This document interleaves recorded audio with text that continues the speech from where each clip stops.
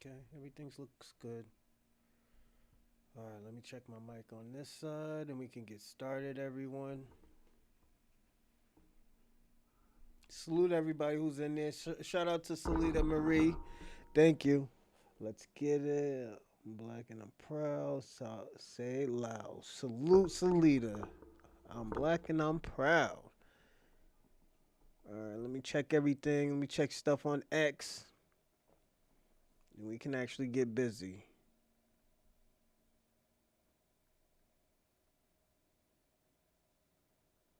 Mm,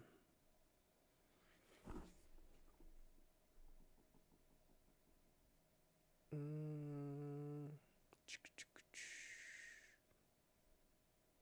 mm.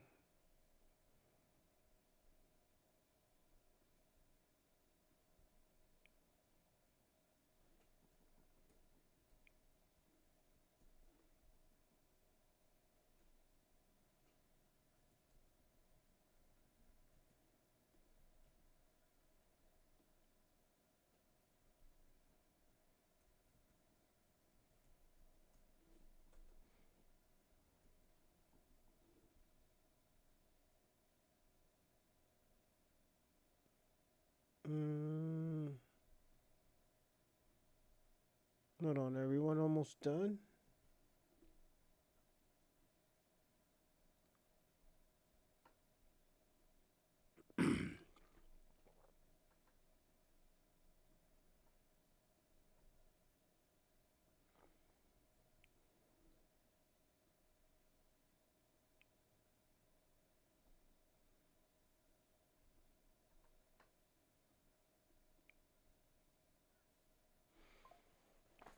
All right.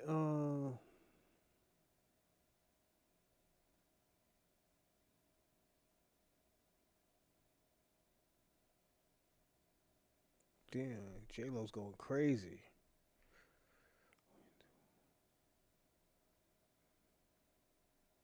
All right.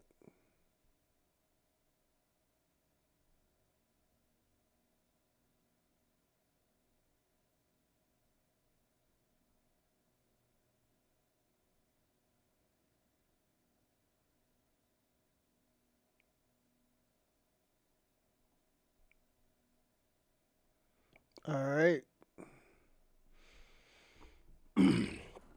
And welcome to the Bronze Reaper podcast. I'm your host, Rosalind Perkins. Salute to everybody. How's everybody doing this morning? I hope everyone's doing great, doing well. And I will tell you, I'm doing good myself. I got me a little 40-minute nap. That's what kind of took me a little bit longer. Salute, let's get it, 004. Yeah, we back at it again, man. When he was here last night, we here this morning. What's going on, Rando? Salute, salute. Yeah, we here, we here. So definitely, I'm glad to see y'all in this.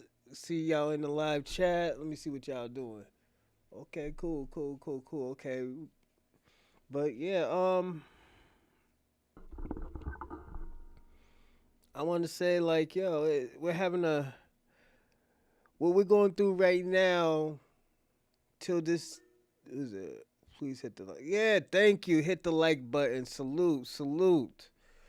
Hit the like and subscribe, and also comment in the live chat. Even if we're offline, you could comment in the chat. I will like it. I'll read everything that you wrote, even the nasty ones. But I want to say thank y'all.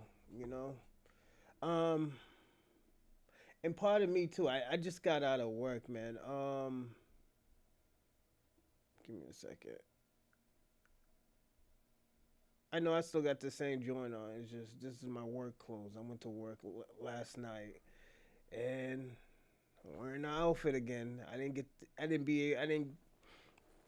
I didn't have time to change, so I'm gonna take a shower after this. But when we, well, while I'm doing this, I still got the same old blue outfit on. So I kind of feel nasty, but it's cool. You know, it's like I said, work got to get done. So you know what, I'm gonna do this before taking a shower and stuff. Um, Today's show, immigrants still are trying to tether on or latch on to our reparations. Let me see how I spelled it. Let me see everything rap on to reparations and black identity. So you know what? We got a great show today. The Tether twins will be will be soon. Be here soon. Yeah, you know what it is. Yeah, they'll be here soon as always. You know, if I have a word, they got something to say. So you know, that's always a good thing. You know. Um. Also, like again, as Randall said, hit the like and subscribe button, and also comment in the live chat. And if you wanna donate to the podcast, definitely you can. It's in the description, and I will put it in the live chat as well. Frequently. So definitely you'll see it. I'll put it out there for y'all. That and if you can't, don't worry about it. You can always, like I always say, you can always share the episode. Share it on X, share it on Twitter, well X, Kick, all of these places.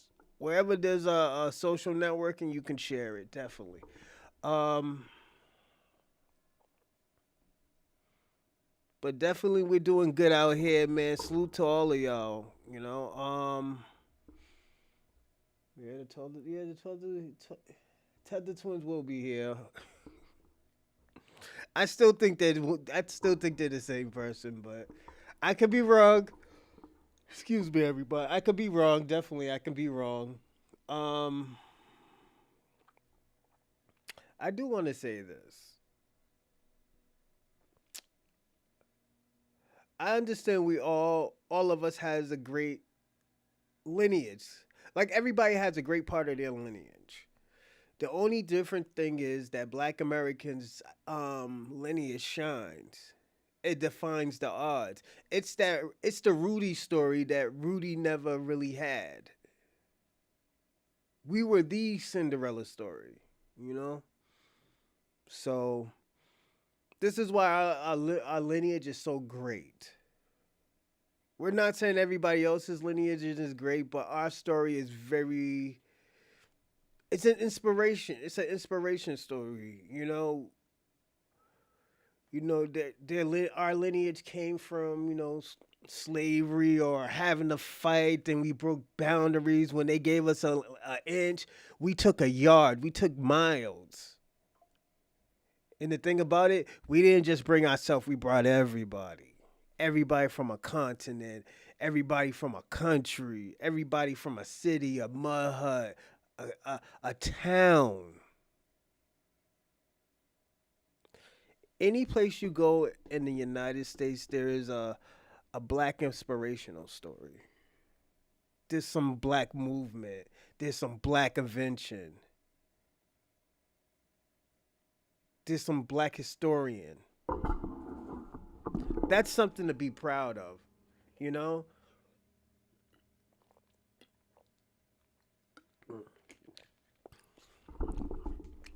And I'm going to say this, that's our story. That's our story to tell. That's our inspiration story to feel that like we did something. Yeah, we got that glow, man. We got that glow. And everybody wants a part in it. No matter if it's their offs, they want some type of FBA offspring. If it is, oh, they have some FBA friend. People want to be a part of that lineage. I'm being personally honest. This is a lineal thing. This is a legacy. I'm gonna say this. This is bigger than lineage. This is a legacy. This is a legacy. And I get it. I get it. I get it. Everybody wants that FBA story. But people have to understand, and this is to all y'all immigrants, y'all have a story to tell. You got to stop telling our story. Tell your story. Tell your Cinderella story.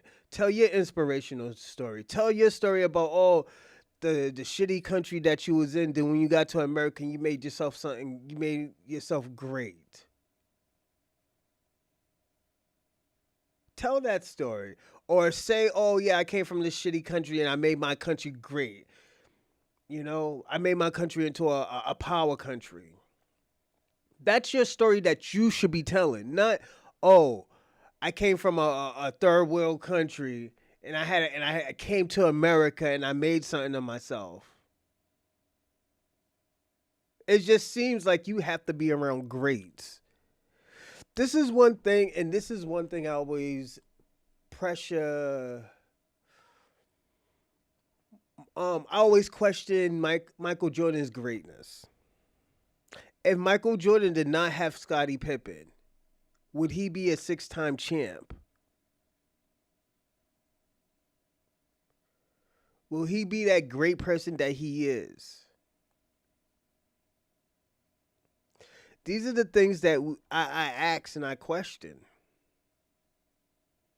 I question how great Michael Jordan is because he always had Scottie Pippen to linger off of.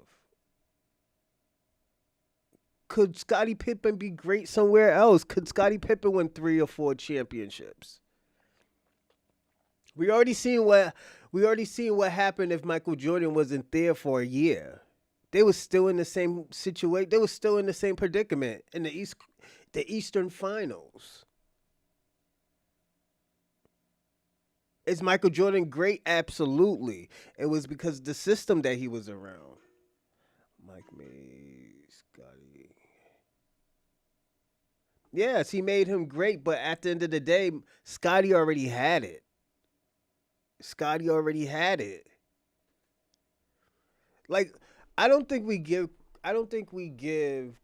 enough credit to Scotty. Scotty is probably the second greatest small forward of all time. The second greatest. First is LeBron. Ain't nobody better than LeBron than that small forward. Second is Scotty. Maybe Larry. Larry and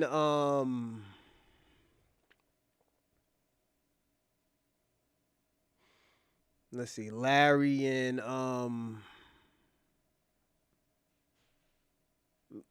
yeah, that's what we got to say. It's Larry. You know, then probably Bernard King and Dr. Dre. I mean Dr. J. I said Dr. Dre. Yeah, Larry's number. I will always say until this day, I will say Larry is number 3.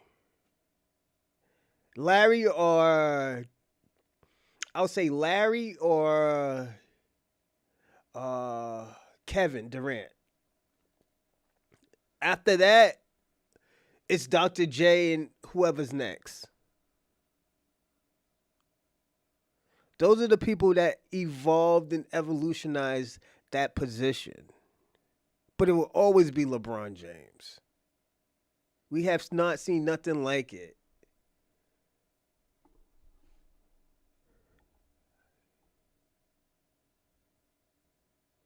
Yeah, but you got to look at it. It took him 3. It took him what you said 3 years. But when he went off, he went off. He was in his prime. Then when Michael Jordan left, They were still in that same position of being a champion. That's what I'm talking about. It's just those. That's. Give me a second, everyone.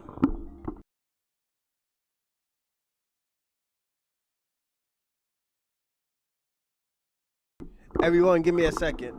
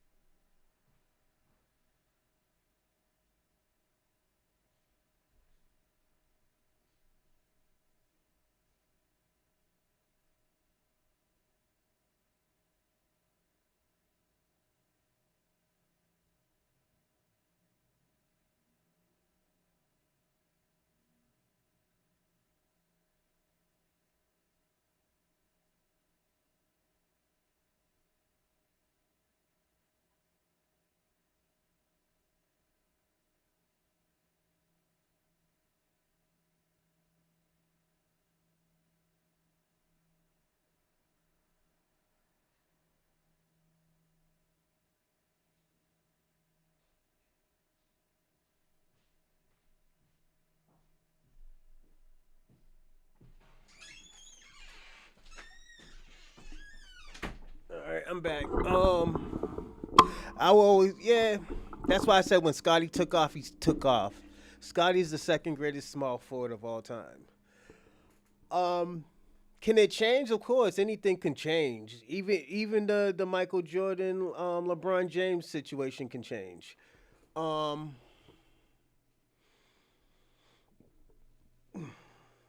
I will say this though.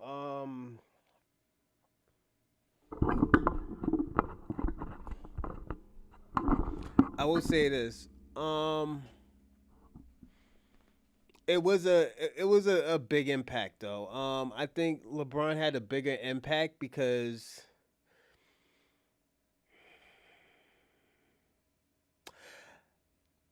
I would say this, and I know I'll get a lot of pushback from it. Um, Michael Jordan didn't make anybody better on his team. I'm gonna be personally honest. LeBron, he made everybody better. That's why when you look at it, like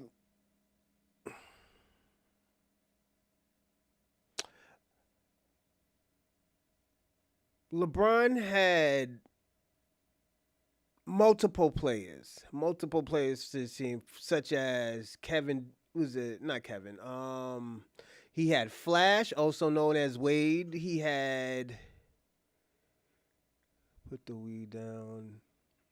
Oh no! I haven't slept yet. I slept for 40 minutes and I had to jump on. I didn't even get to take a shower after I got home from work. I had to jump on.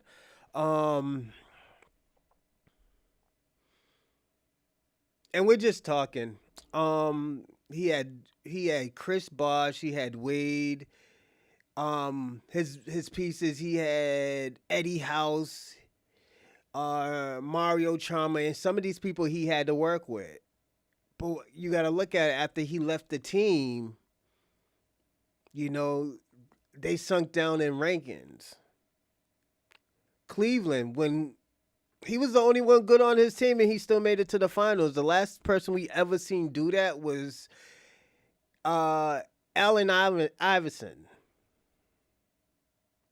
Allen Iverson, that was the last person who ever done anything like that. Second time he went to the championship with Cleveland, he made it with all bench players. And then this is where we start to understand like, yo, we're actually seeing greatness right now. We actually have to give LeBron James this credit. Because, yeah, you got to look at it. Yeah, he lost. But how many people can you even say that they made it to NBA finals who played in the NBA? This man got people rings that didn't deserve rings. He got people rings that never been who probably play like 4 to 10 games. You know, he got this man got coaches championships that didn't deserve championships. That was looked at as a A minus or B list coach. Michael Jordan is great. He's a great one-on-one defender. I think nobody can defend Michael Jordan at all. This is why they call him a This is why they call him a basketball guard. He was a god, yes, a basketball god. The league and media push LeBron. Oh, but you got to look at it. They demonized him too. Don't forget, they demonized him when he went to Miami, when he won them 2 championships with Dwayne Wade. You know, because don't forget, LeBron James came into the NBA. I think what 17. I think it was 17, 18. He came from high school. Like I said, only person whoever I think the last person like whoever did that and became great was Kobe Bryant, the Black Mamba. So I think like I said that the reason why I'm telling you this is both of these players have different stories, but they are telling their story. We don't give a fuck who is the best. This is something that we're gonna keep on questioning and asking into fucking the next 50 years. Who was the best? Who was the greatest? Like this is what we're gonna see. We're gonna see the guy who basically blew out the charts from points to rebounds to assists, or a person that was just a fucking killer when he got the ball in his hand. When you needed that 1 point, the ball you passed it to. This is what we're gonna keep on talking about for the next 100 years. Let me tell you something. Till this day, we still talk about who's the greatest WWE wrestler of all times. Some people say John Cena. Some people say Hulk Hogan. Some people say Undertaker. There's a lot. Let me tell you something. Others, if you know wrestling, say the Nature Boy Ric Flair. But they all have different stories. Hulk Hogan, 6'8", 300 pounds, fucking, what was it, 3 or 4 time champion, one of the longest reigning WWE champions of all time. Fucking evolved WWE, evolved wrestling, but he was a fucking racist. Then you have John Cena, who wins more WWE championships than anybody, 17 times, beat the Nature Boy Ric Flair's record, been in the WWE for 20 years, started from nothing and became great. And the Nature Boy. The Nature Boy, who walks, talks, looked the part, had that finger four, the dirtiest player in the game. He knew how to win. A championship successor, but had demons. Yeah, John Cena cosplay, but at the end of the day, he played the part. In WWE, you have to play the part. Let me tell you something. Randall, if you ever think about wrestling and you put on when you play a part, you gotta be that part times 100 on steroids. You gotta be that part 100 on steroids. You have to find something that's gonna stick out and work for you. You don't have to do no fucking aerial, turn it into a hurricane runner, into a fucking DDT. You don't gotta do none of that shit. You gotta play your part. You have to have some type of arsenal that you make great. Stone Cold, there we go. The Mr. Don't Trust Anybody. Turn his back, the dude will punch you in your face. A guy who's looking to just stun you. When he's being friendly, he's up to something. Only two people I know who does something like that is him and Randy Orton. Then you could talk about Randy Orton, the youngest WWE champion ever. Ever. Randy Orton. We could talk about him. We could talk about the great things he did. How he evolved the diamond cutter. That he can hit that diamond cutter from anywhere.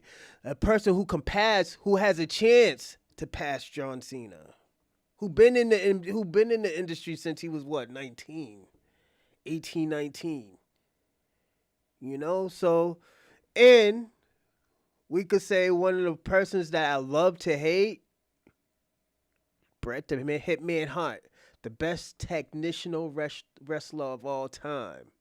The best there is, the best there was, the best that there will ever be. Fucking Bret the Hitman Hart. That's a real true baby face right there.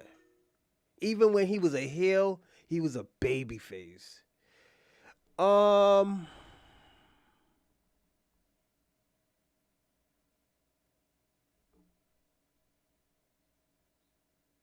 yeah, in the '90s, it was always like that. In the '90s, it was crazy. I will say that they were trying to break boundaries with that Rando. They try to break boundaries like that. To say racist shit, say just out of the landest shit. Like my favorite, and I don't know why this is my favorite gimmick, but Goldust. Goldust damn near made WWE homophobic, and he wasn't gay at all. I remember one time Vince McMahon came out and said, "Goldust, are you here?" You could say HBK was, but I will always say HBK fucked it up for a lot of people. He fucked it up for a lot of people. And this is why I would say that he was like he put great storylines on. He put legendary storylines on. He played that part, but he was a fucking nuisance.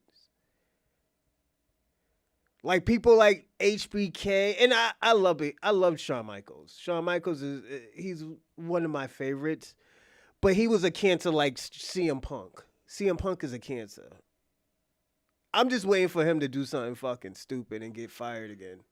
The Rock, we can't say The Rock was the greatest, is because The Rock only been he been in the WWE less than 10 years. He was very electrifying when he was on the mic. He was on the mic. He has one of the greatest mic skills of all time, but we can't say he's the greatest because he stayed less than 10 years in WWE. You know, I will put Batista over. I'll put David Batista over The Rock any day of the week. You know,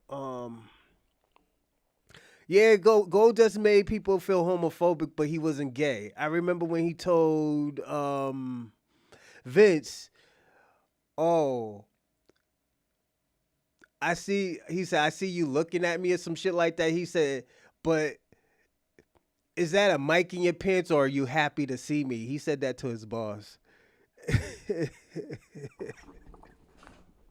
The Rock. I'm gonna say this.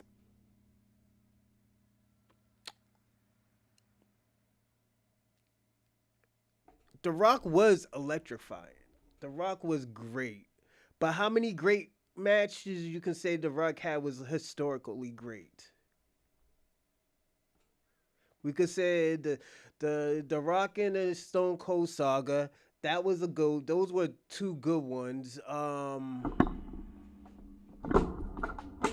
Maybe Rock and Cena.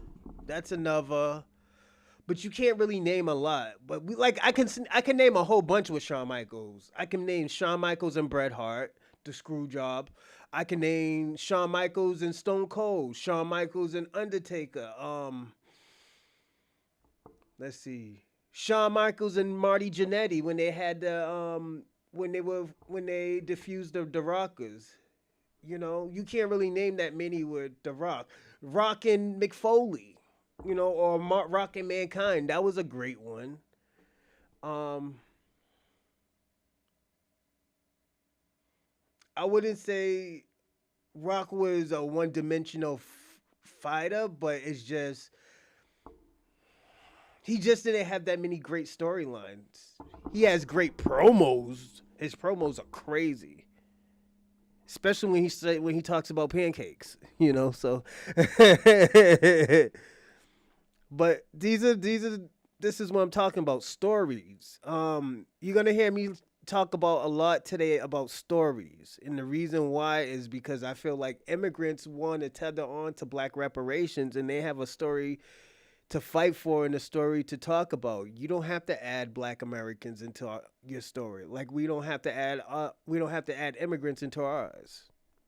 You have a great history. Won't you talk about it? You know, Triple H, he had. I'm gonna say this.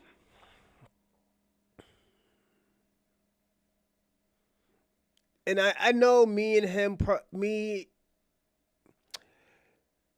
he was trained by Killer Kowalski. Killer Kowalski lived in Medford, Massachusetts. My coach was trained by Killer Kowalski. You know, so I see the tree of lineage. Just as Carmelo Hayes' coaches were trained by Killer Kowalski's. So his coach was part of the Killer Kowalski tree and the Sean Mofo Bradley tree.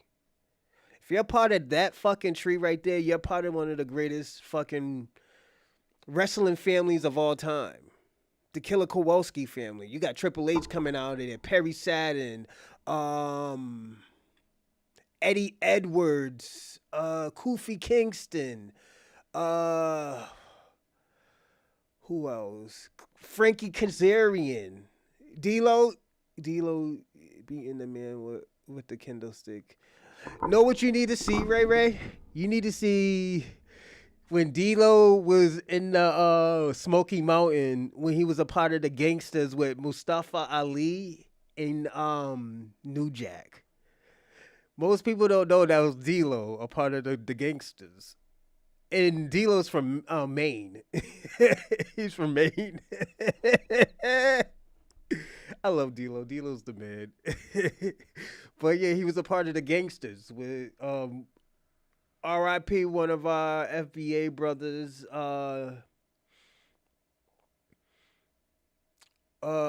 What's my man's name? New Jack.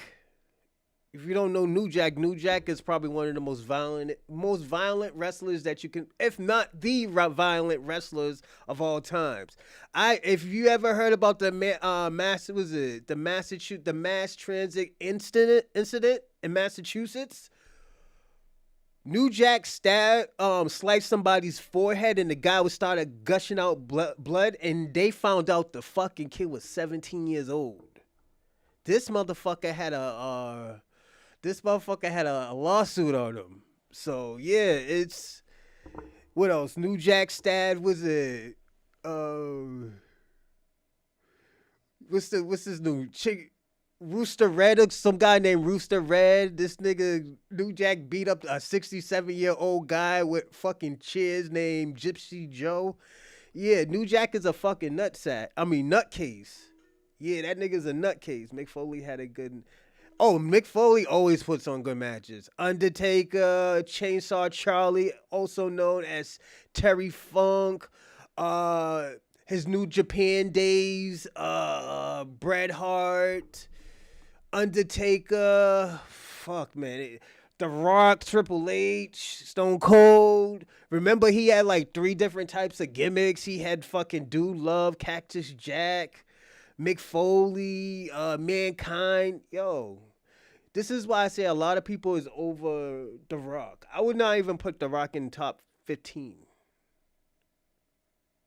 And this is what I get offended at at when they say The Rock is the greatest black champion of all time?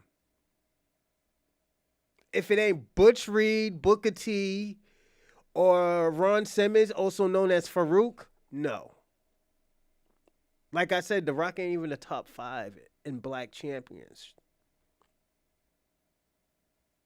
Not even in champions. You know, so it's there's been a lot of stabbings on mass transit incidents. Yeah. Fucking yo, New Jack. Oh no, they call it transit because it's in Massachusetts. It was it was like near this building in Revere. It was crazy. They call it mass transit incident. This was like almost 20 years ago. The kid died. You know, and the reason how New Jack beat the case because the father was yelling, "You nigger" and all this other stuff. Yo, it was crazy. Like it was super crazy. Like that whole incident. Because the thing about it, New Jack was saying that he was doing cocaine too, and the kid, and it's very disrespectful when you tell a motherfucker, "Yo, let me slam you into a fucking table," and you're like green, you know, like shit like that, saying shit like that, and saying, "Oh, yo, I want to do this, and that." No, you, if you're green or if you're just new to this shit, you listen. You know, so this is what you do. Come on, not 15 is crazy. No, he's not a top. You got to look at it, Ray Ray. The Rock hasn't been in WWE for 10 years. He been in the WWE less than 10 years. Don't forget, like 7, 8 years into the WWE, he went. The first was it the last 5 years of The Rock's career when he was a full time wrestler, he was doing movies. He was already part time.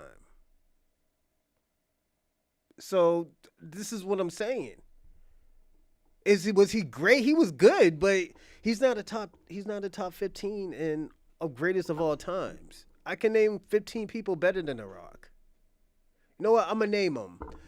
Triple H, John Cena, AJ Styles. AJ Styles been in the industry for 25 years all over the world. You got Bret Hart, you got Hulk Hogan, you got Macho Man Randy Savage, you got Ultimate. Nah, I would never say Ultimate. Well, I'll say Ultimate Warrior's top 10. No, top 15. Ultimate Warrior, Undertaker, Kane. I'll even say Batista. Who else? I'll put Mr. Perfect in there. And he didn't even win a heavyweight champion. He didn't win a WWE championship. Mr. Perfect. He was the greatest of Mr. Rick Rude. Like Dustin Rhodes. Sting, yes, Sting. Like it's hard to put The Rock, and this is why I say it's hard to put The Rock in even top 10 because there's people that been in the industry for 25 years that evolutionize things.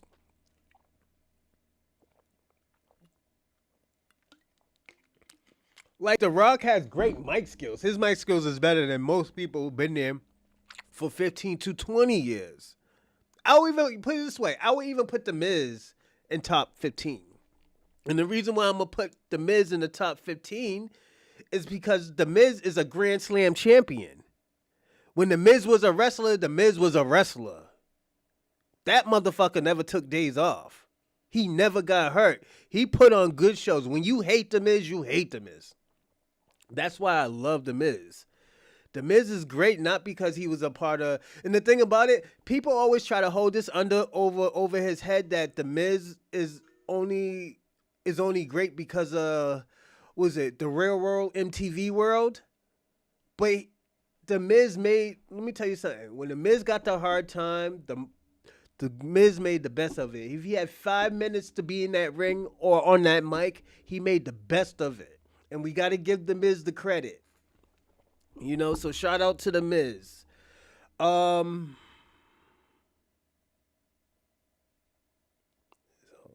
Nah, the Miz is a Grand Slam champion. How many people that we just named is a Grand Slam champion? A man who did more than 300 days a year, every year for the last 15 years.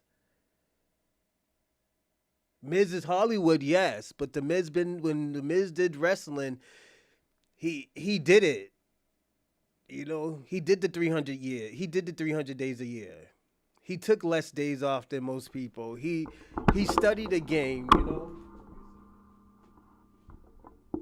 He studied the game. He studied the art, you know. You know, he made it great to be Hollywood, you know. Like when these niggas left, you gotta look at it. When The Rock left, The Rock left. You know, and the reason, put it this way, the reason why I don't like to put CM Punk in the I don't like to put CM Punk in top 10 or 15 is because he burned his bridges. You know, every place he went, he got fired. How you get fired from UFC after your second fight, my nigga? Like, come on. Oh yeah, we forgot about Brock Lesnar, Bobby Lashley. Like, come on. And Bobby Lashley has Latino heritage. His mother, you know. We could say that, yeah. Well, Barry Sanders was great. He was great when he got into the industry. The Rock was only great when he was doing the Nation of the Domination thing. When he was actually cosplaying and being black, you know? Cause technically The Rock's father is Canadian, his mother is Samoan, you know. And I heard some stories about the race shit with The Rock. This is why, like, I give him so much. I'm not gonna give The Rock so much leeway. He was great, yes, he's great, but let's personally be honest. I don't like to say it, but oh my god. All right, I would never put Rock as one of the greatest black champions because at the end of the day, he didn't give nothing really back to black people. You know, The Rock gave everything back to everybody except black people. You know, you know, like he shows his Samoan culture more than he shows his black culture. His father was the first black tag team champion with Tony Atlas. We don't hear about Rocky Johnson's. We always hear about the Aninka tribe or the Aninka family, and they always throw the Rock in there. And he's like a fucking distant cousin.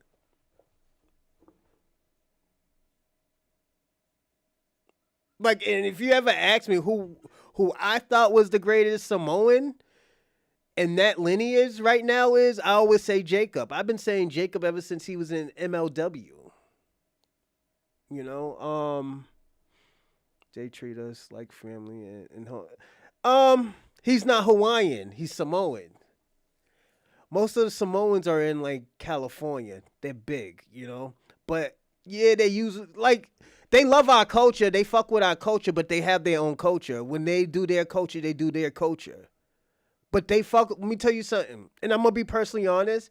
I personally think they get more credit doing our culture than doing their culture. Like, it's cool to see the Samoan culture, you know? You know? It's cool, but it's just, they do our culture more, you know? You know, and it's cool, it's just,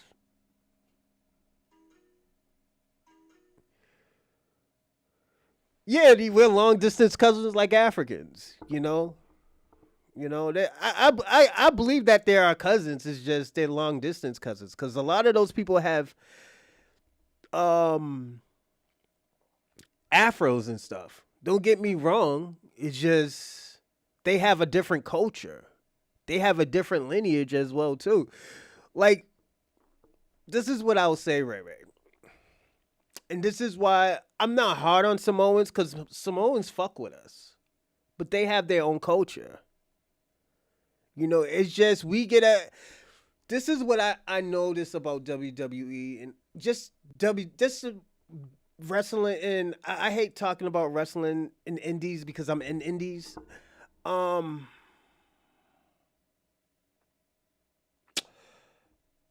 when they do the hood shit, the gangster shit, we get laughed at. We get put in a we get put in a box. But when like you see a Samoan do it or you see a Latino do it or some shit like that, they get moved up to the up the ranks. The Rock never done it. The Rock always did his culture. It was the Samoan culture. He never did his father's culture. Most people didn't even know that Rocky Johnson was his father. He went Rocky Maivia. That's his great grandfather, his great distant cousin. Peter Maivia in them. So it's just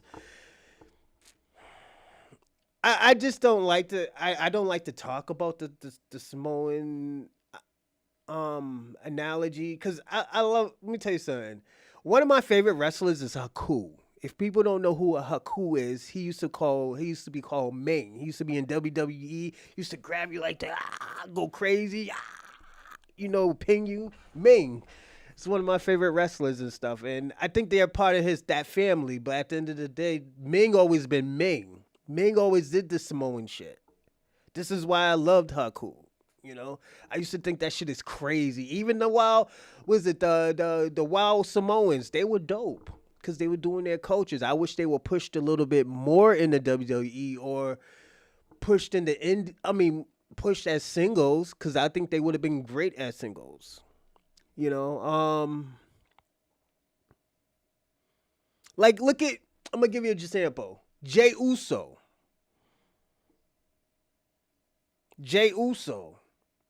You could tell that's hip hop culture. You could see that's black culture. Because you know who else does that? Montez Ford from Street Profits. Montez Ford looks like a comedy show. Jey Uso will get pushed to the front line because of lineage.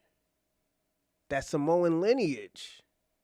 Does Jey Uso deserve it? Absolutely. But Montez Ford has bust his ass. And he hasn't even got a U.S. title shot. That's the difference. Oh, Anderson.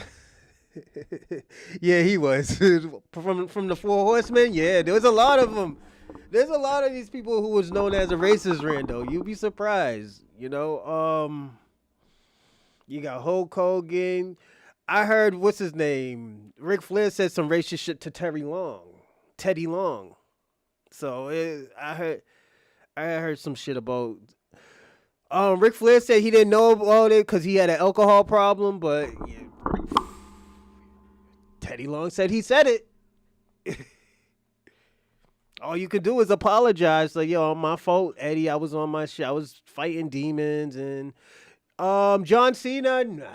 I don't think. Let me tell you what John Cena. John Cena is a businessman. He always has been a businessman. He always has done what was best for business. I think it was kind of fucked up when he tried to do the AJ Styles. He tried to say AJ Styles wasn't that guy. He wasn't the guy that could carry the brand. I was kind of mad about that, because if anybody know who AJ Styles is, AJ Styles has been all over the world. He is a prestige. Let me tell you something. His resume is up there with Hulk Hogan, fucking John Cena, but it's all over the world. New Japan, TNA, fucking Rings of Honor. Like, yo, it's up there. Like, it's super up there. Like, this man let me tell you something. This man had 7-star matches with Shinsuke Nakamura before going to WWE, before both of them went to WWE. This is how great they were. Shinsuke Nakamura is a prestigious New Japan, like, greatest of all time. He's the youngest heavyweight champion in New Japan. Most people don't know Shinsuke Nakamura is that nigga in Japan. He's Hulk Hogan in Japan. And either AJ Styles or Kenny Omega, they're the Rock and no, they're the Bret Hart and Stone Cold. No, Bret Hart and John Cena of New Japan. That's how those niggas are.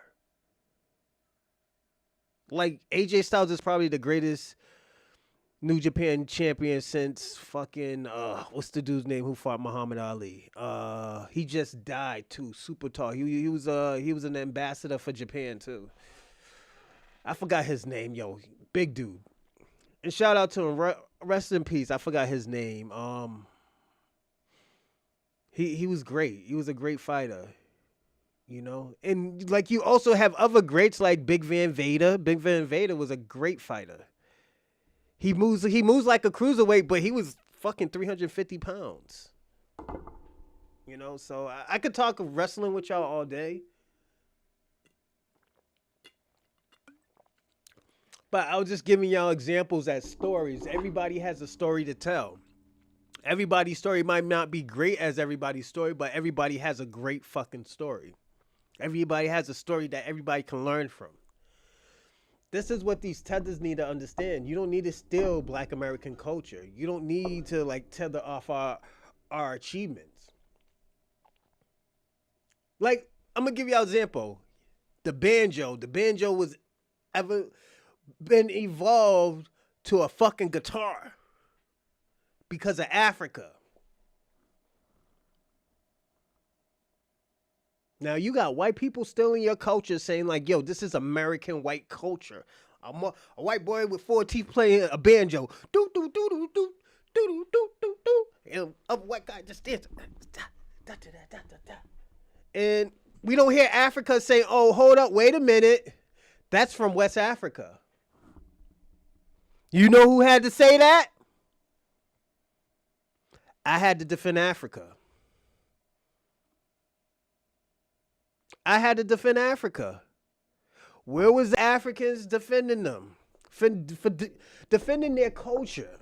This is what I'm talking about. If it's fair, it's fair.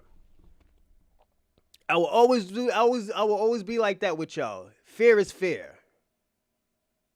I'm not gonna steal your culture because this is from your ancestors. But I have a problem when you're stealing Black culture and you're saying that it came from the Africans. We got the idea from some imaginary African spirit. Or some fucking guy, some spare chucker who live in a mud hut near fucking 2 lions telling me that like, oh yo, we got hip hop from the nigga who knows how to cook great fucking cheetah ribs. Like, come on. Like, no, we're not doing that, player. We're not doing that. Hold on one second. You can't put Cena top 10 if... Oh, no. Cena been in there 25 years. Easily. Dudley Boyz is the top 10 greatest tag teams. You know who I do want to see get put in that top 10 and they never get talked about a lot? Look up a group called Bear Money. If you watch TNA, I think Bear Money should be a top 10. Bear Money. It's James Storms and Bobby Roode. They were called Bear Money. These motherfuckers used to ride on a fucking on a cooler, drinking beer. One dude going crazy, and the dude's like this. And the dude's like, one dude like beer, and the other one like money. Yo, they used to get fucked up. They were like, yo, I don't know if they were really getting fucked up, but they were like, yo, Sandman with Bear Money. It's called Bear Money, or Bear Money Inc. Yeah, TNA, Bear Money. Bobby Roode and James Storm. They put on great shows. and Bobby Roode went back solo and became um one of the longest TNA championships in history. Second now, because what's his name passed him? Anthony Alexander something from Canada passed him. Well, both of them are from Canada, but they got passed. Never had heard of them. Yeah, TNA. This is where TNA was starting. I think they should be a top 10. There's a lot of people. Let me tell you something. If we're talking about like just all wrestling, I will put them in the top 10. I don't know if it'll be 9 or 10 or even 8. I think they need to be put in there. I think the thing about it is, like, if you just know about WWE, you're going to miss all the great tag wrestlers, all the singles wrestlers. This is why I can talk Shinsuke Nakamura about you. This is why I can talk AJ Styles about you. This is why I can talk about, I can give you names you don't know. I can talk about a guy named Moose. He used to play for the Patriots and the Redskins. I can talk about Frankie Kazarian. I could talk about what was his other tag partner? Christopher Daniels. They used to be in a tag team partner called Bad Influence. There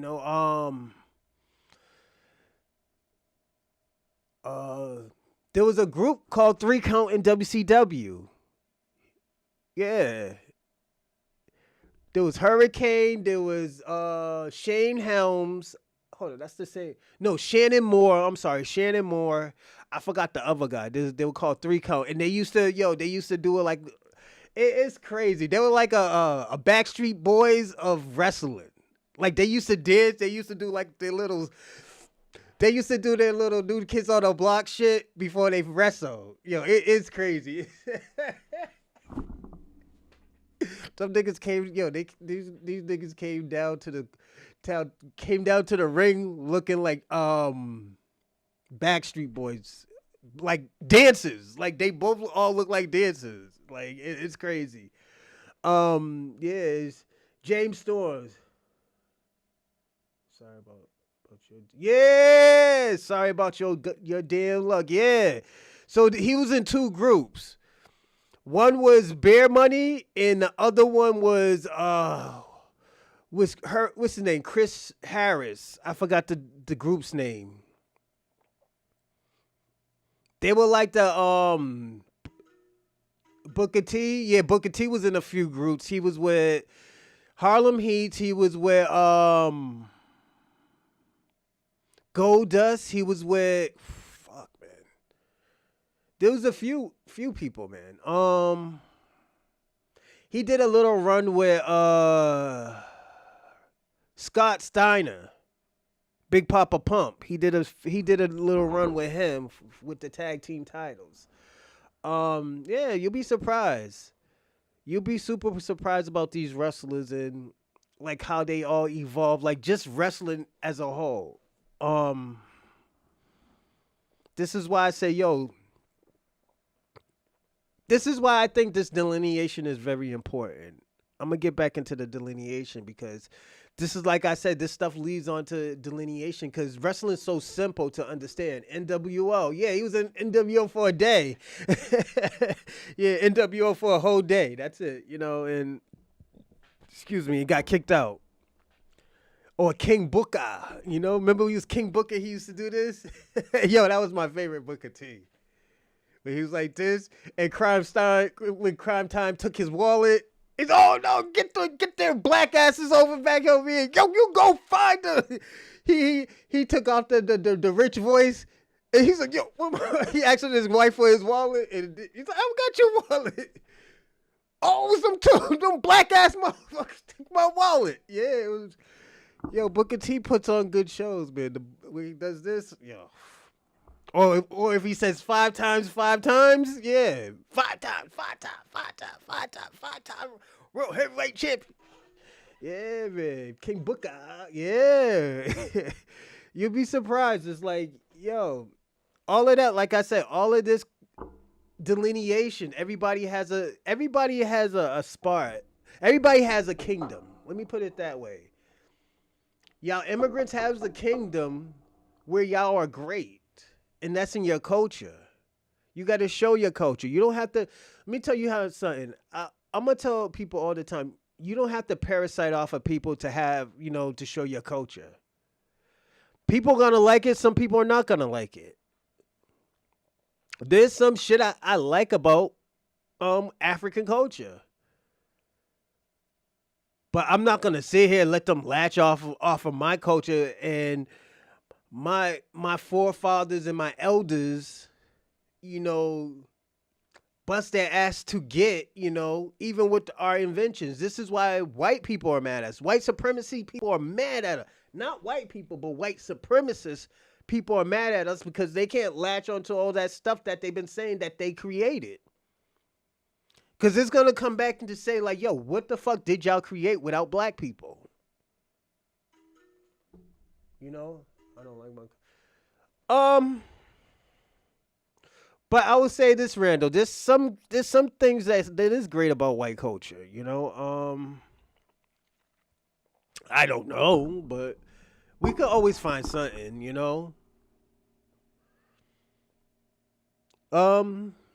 Let's look at it like this. This is the first time we ever seen a country that's a corporation. America's a corporation. If you're going to eat, let me tell you something, Randall. If you're going to eat off some culture, you'd rather eat off this culture, this American culture right here.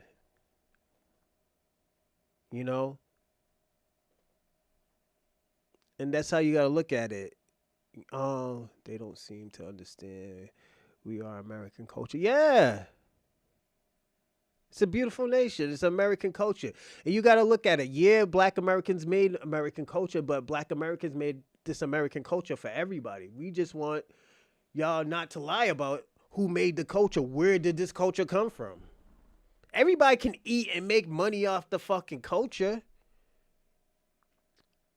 But we don't want you to forget where this shit came from. We want the shit to be a fair line for everybody. Let me ask you something. If you're gonna give me a fucking math book, you don't give me a math book that you gave somebody from 2 years ago. You give me the same math book that motherfucker got. Why do I gotta learn from a fucking downgraded fucking math book or a reading book or an English book? I have to go fucking an hour and a half away just to get the same fucking book. That shit don't make no fucking sense. That's not fair game. That's the only problem that I have with that. Then after that, you trying to tell me, oh, why these kids ain't learning. Nigga, you want these niggas to have the same education as these suburban kids. Because I can't even say white kids, because these kids is all mixed up now. And we're going to say, oh, we want you to do the same thing that these white people are doing. But we both don't got the same fucking book. Some of these books be having missing pages, nigga. Like, come on. Like, let's personally be honest. I remember back when I was in elementary school, we used to make our own fucking like cover for our books and stuff, and just you get to write on it, and this shit was dope. That type of shit is dope. These eliminating school visas. Yeah. Eliminating school visas in Massachusetts. Yeah, in Massachusetts or in masses. I don't get, you talk about in masses, right? Well, at the end of the day, you gotta understand too, Ray. That shit's it's a business. They look at that shit as a business.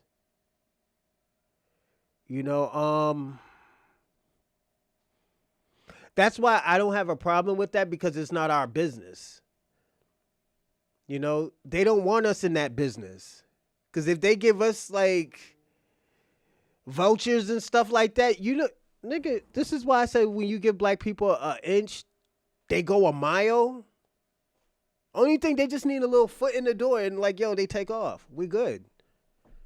Look at basketball, we took off. Football, we took off. Hockey, we're gonna let motherfuckers learn how to ice skate. It's a wrap. Swim, it's a wrap. Motherfuckers is playing tennis now. Fucking golf. Pickleball. Like, come on. Like, athletically, like, we're genetically built for that. It's just they don't want to pay us for it. This is why you gotta look at. Let me ask you a question, Ray Ray. Why do you think a lot of movie industries are failing? Is it because they're trying to get a cheaper? They want to pay cheaper for it, cheaper people, or do you think they're trying to just move us out of it and say like, "Yo, we can replace y'all with like fucking Africans"? Like Africans and Caribbeans come over here to get a black accent.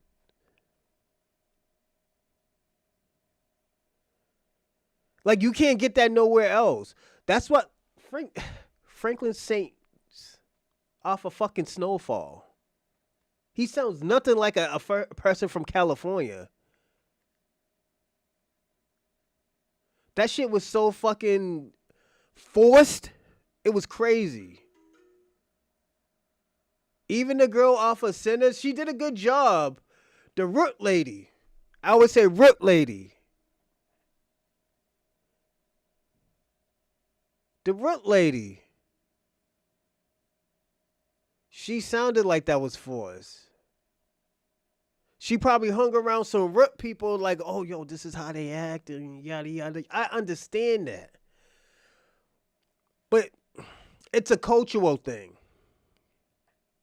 Yeah, the black scent. Mm-hmm. That's why, what's his name? Harriet Tubman, the movie failed. That's why the Martin Luther King movie failed. That's why was it the Judas, was it Black Judas failed? What's his name? The Fred Hampton movie failed. That shit failed. I like the movie, but you can tell that man ain't no fucking person from no Chicago.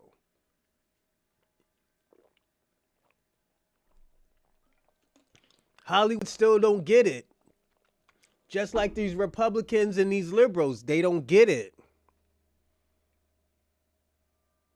It's a cultural thing. You got to catch up with time. Things are going to cost money if you want it done right. You pay for what you get.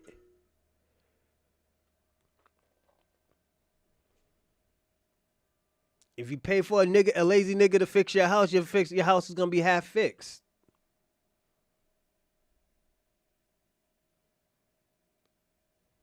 Yeah. Niggas is going to Tyler Perry. Yeah, niggas is going to Tyler Perry, man. Putting on dresses and shit. So get lubed down with some baby oil and shit. Like that's how it be, man. And it's like I said, you get what you pay for. You know, like let me tell you what I think they did. I think because Will Smith played a Nigerian, the Concussion movie, and it won an Emmy, they thought these motherfuckers was gonna win Emmys. No. First of all, I don't even know how Concussion won an Emmy, or was it a Grammy or something? It won an award. I just don't know how it won an award.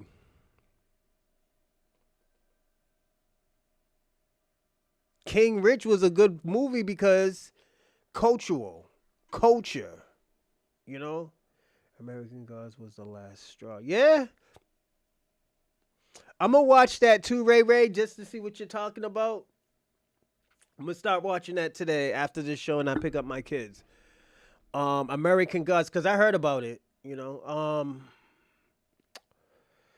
But yeah, you can't do that no more, Hollywood. Hollywood, you're failing. This is why you're having these type of problems, because you don't want to pay good actors.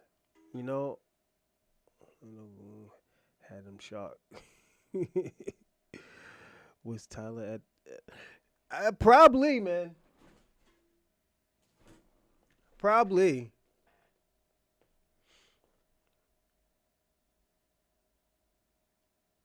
All right, I'm gonna watch it, Ray Ray. Thank you for advising me for that movie. I will watch that. I'm gonna read some of my notes off, and we're gonna start this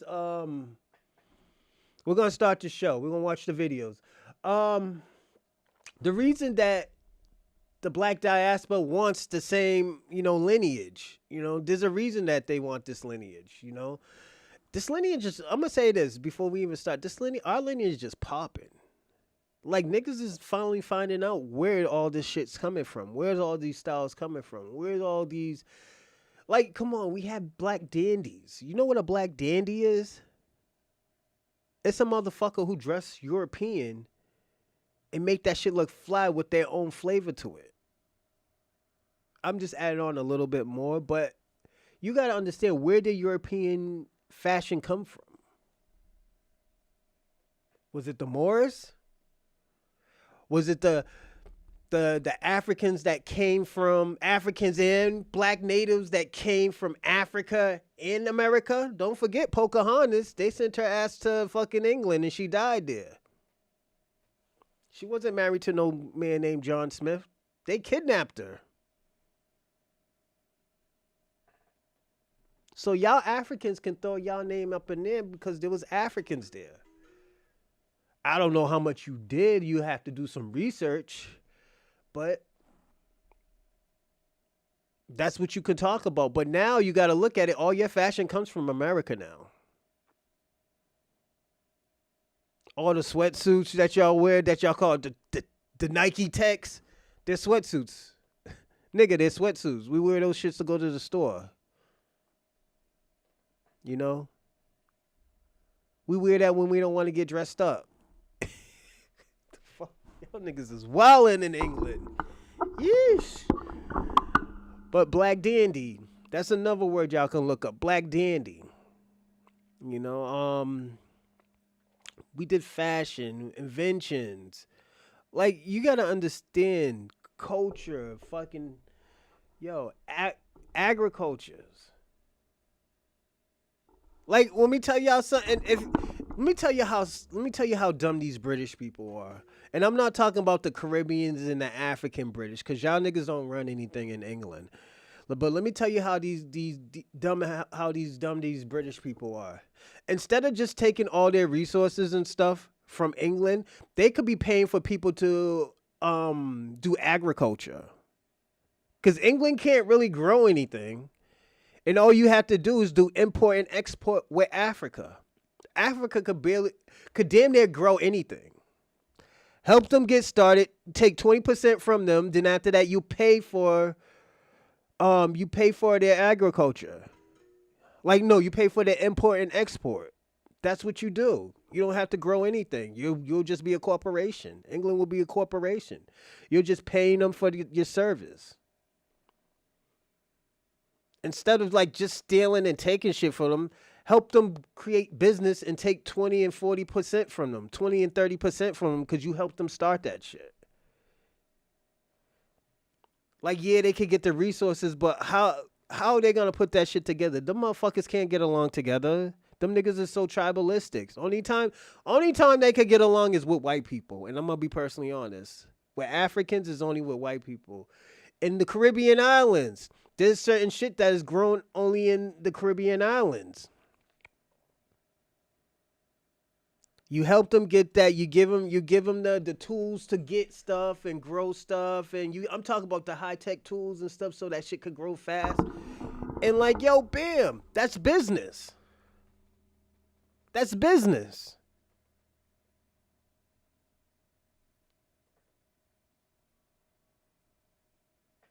Yeah. They don't know, man. It's just, this is why I say British people are fucking stupid. You could go to as many Oxford fucking classes that you want, but you're a fucking idiot. Instead of stealing their stuff from them, you can help them grow and help them prosper in their country, but still run it. Don't forget, you still colonize the country, but at least help them, grow. At least you owe that to them. You damn near took everything. Help them do agriculture. Help them, teach them about controlling shit. That's why they're staying in your fucking country. Because you're taking all their resources. Like, let's personally be honest. Now we get all the problems because they're trying to tether off what we did. And they can't even do nothing in their own country. Oh, well, we helped you over here with hip hop. We were putting the cardboard on the ground. We was copying y'all. Nigga, you didn't help. You contribute, nigga. Like, thank you for putting that cardboard on the floor. Thank you for, cleaning my sneakers, my nigga. But you didn't do anything. Thank you for, helping us with the music. But we already had shit on and popping. That's it. That's the only time they understood we are stronger by numbers. No, Kwame, we already talked about this. Don't you sit there lying. That was the only time that we were strong in numbers is because they benefit off of it. It's just the thing about it. These niggas stayed with the lie. You heard what Busy B said, Kwame, so you can't lie. Busy B was there. Busy B was there. No, Busy B was there. He said y'all niggas wasn't there. Y'all niggas was out around here acting Black American. Y'all niggas was not wearing them Bob Marley shits. You could say whatever you want to say, Kwame. Nigga, we know you wasn't there, player. I don't give a fuck if you're from Queens. Your elders.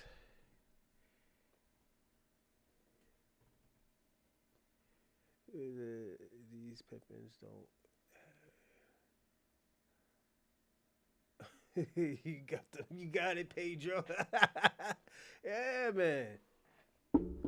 Like, yeah, y'all niggas brought the food and stuff like that. Y'all brought some food so we could eat because we was hungry after and stuff like that. Y'all niggas was chefs and stuff like that. But y'all really didn't have like a hand in anything, really.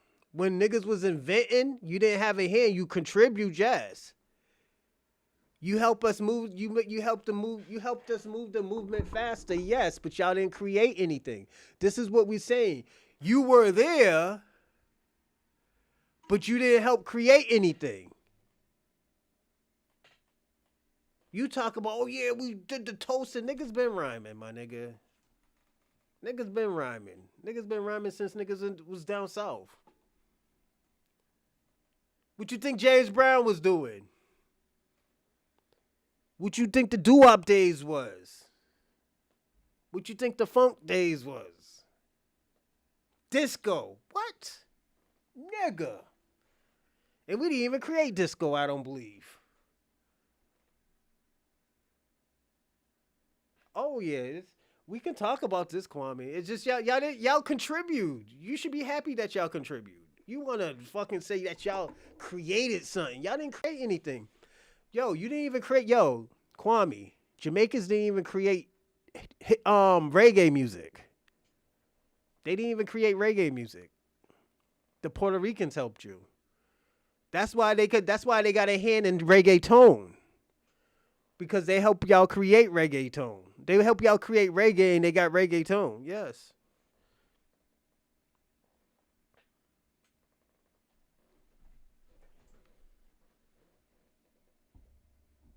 How you know he didn't?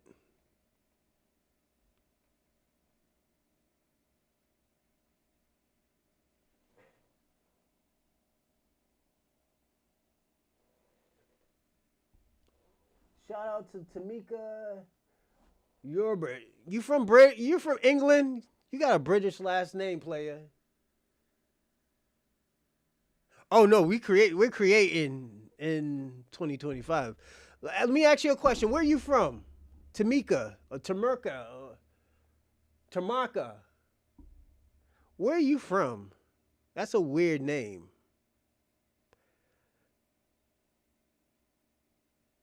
No. Let me tell you what African Bombada did, Coin. Being a child predator. Mm-hmm. That's your elder. African Bombada. No. What is your lineage? What is your ethnicity? Nah, that Tamika? Nah. What is that lineage? You know what I'm talking about. Don't play stupid. Don't play. You're Nigerian. Yeah, you're Nigerian. Nigerians lie. You're Nigerian, Tamarka. You can't even be honest. I can tell you're a Nigerian. Every Nigerian I ever bumped into lied. I'm gonna be personally honest. And it's probably just me.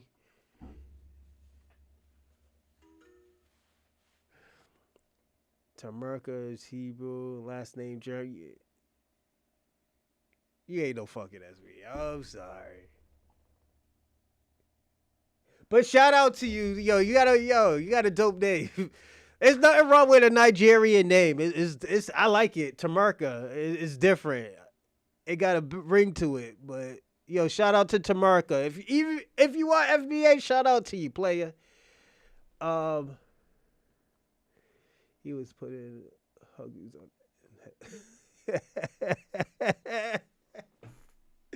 Yo, African Bombada was putting huggies on headlocks, man. He was touching them little boys. Oh, my God. But shout out to Tamerka Yerberg. You sure that's German? Nigga, that sound like Scottish or Dutch or something. Yeesh. But shout out to you, player. Hope everybody like and subscribe and comment in the live chat. And also, I do give shout outs if you're new and I see you pop up. I'll give you a shout out and I'll try to answer some of y'all questions. Also, if you want to donate, we got the links are in the live chat. I mean, in the description, but I do put them out in the live chat. So if you want to click and donate, you can. Hold on a second. Give me a second. Right here. Sorry, I just gave y'all a link to X. Not triple X, but X from Twitter. So you'll see that if you got Twitter, you'll see me in there if you click on it. But yeah, I put the links down if you want to donate. Thank you if you do. If you can't, don't worry about it. I know times is hard right now, but if anything, share the link. And shout out to Tamerka Yerberg. I hope I'm saying your name right, and I'm sorry if I'm butchering it, but yeah, shout out to you, and thank you for participating in the live chat. Oh yeah, and shout out to Michigan too. What's going on, KK Johnson? Ask them why they call Black Americans WTE people terms like those are African terms. Baroni and Maguli. They know not the same. Yeah, facts. Salute. We'll successfully free ourselves from slavery. Kwame, you didn't get independence until 1960s. What are you talking about? You wasn't free until the 1960s.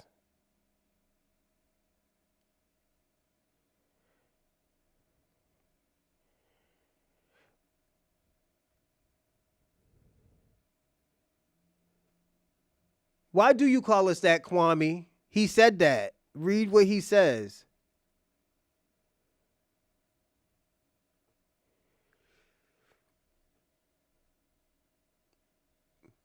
Okay, so since you want to talk about Haitians, shout out to Haiti, but don't forget they was paying French reparations.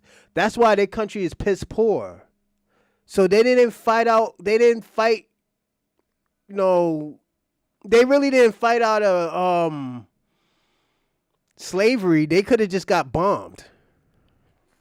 Yeah, they could have just got bombed. And like I said, they could have just got bombed and it would have been over. But they were losing money and they said, yo, let's sign a treaty, but they'll have to pay us reparations. So Haitians fucked themselves even over 3 times because that's why their country's so dirt poor. So that's a bad analogy. And that was true, Kwame. This is why people always say you do shit out of bad faith and you cherry pick.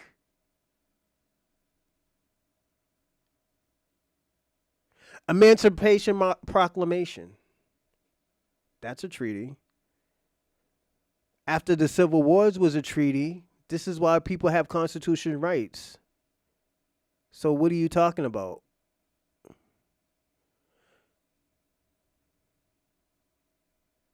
This is our land, Kwame. What are you talking about? This is our land.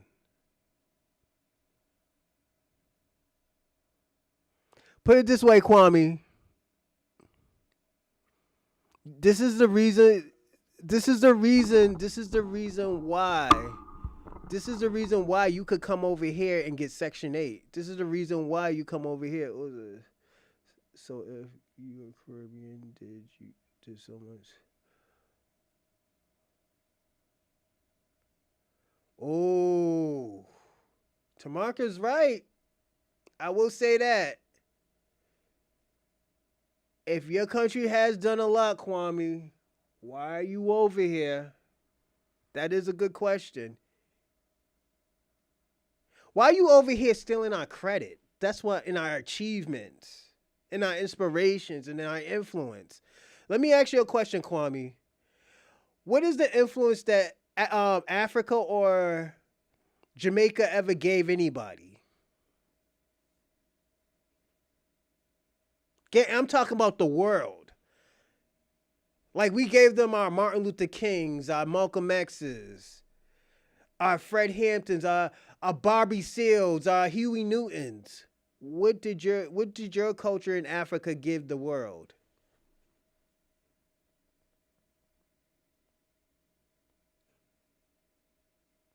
Watch this, everybody. That and shout out to Marka for that good question. That was a great question. What have your people given Black America, the world? People who been in oppression, whoever been oppressed in their life. What did your country give the world? And I'm not talking about curry goat and the salted fish and stuff like that. Yeah, that shit is good, but they didn't give that to the world. And half of that shit that y'all stole from the Indian people. India. Where you think you get curry from? So the question again, what has your country given the world, Kwame?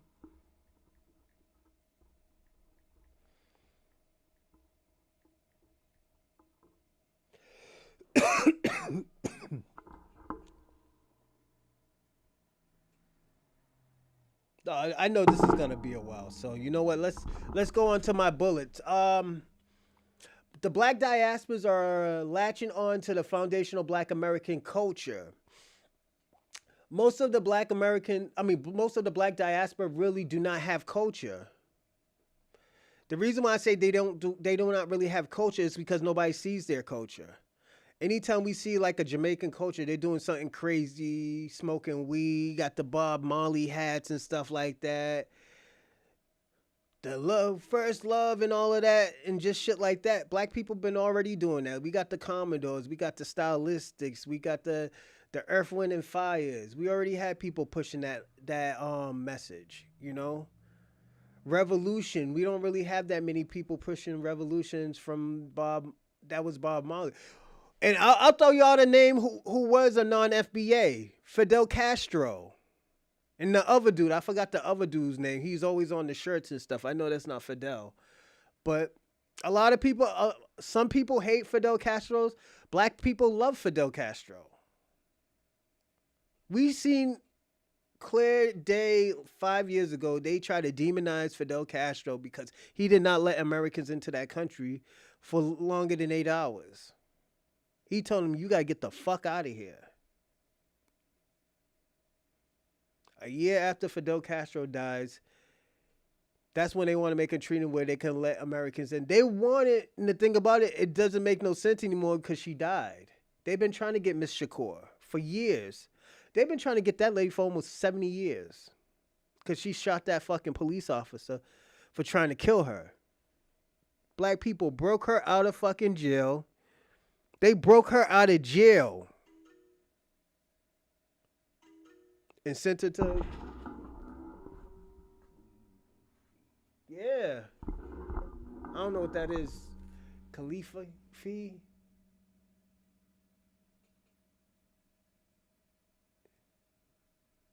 I don't know who that is. Khalifi, that was the dude's name from Cuba. And I don't even think Fidel Castro was oh, you took it out. Okay. I didn't know what it just said.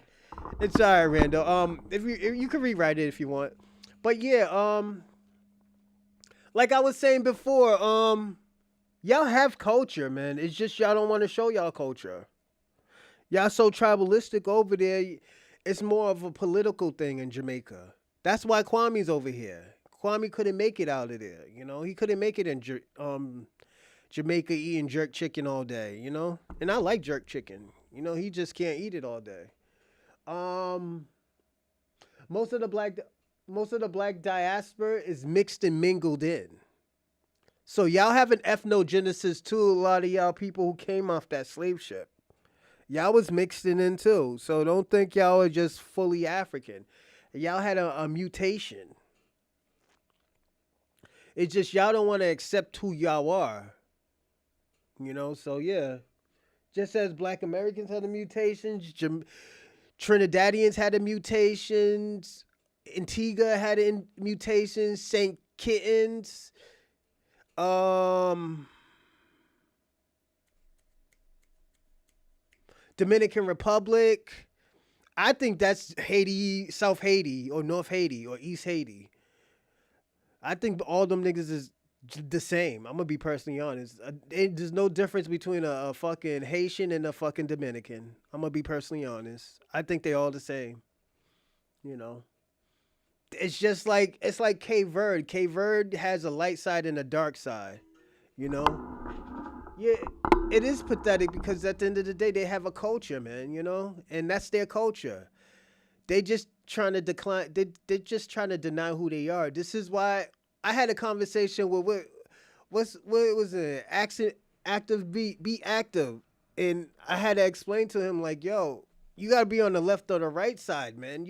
You can't say, oh yeah, you know, I was a conquistador, then I was an indigenous Indian.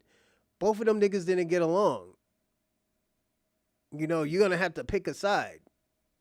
Just with black America, we had to pick a side. Yeah, some of these people got, you know, violated and had kids, but at the end of the day, they stayed with their dark side. They say, yo, I'm only having kids by black people.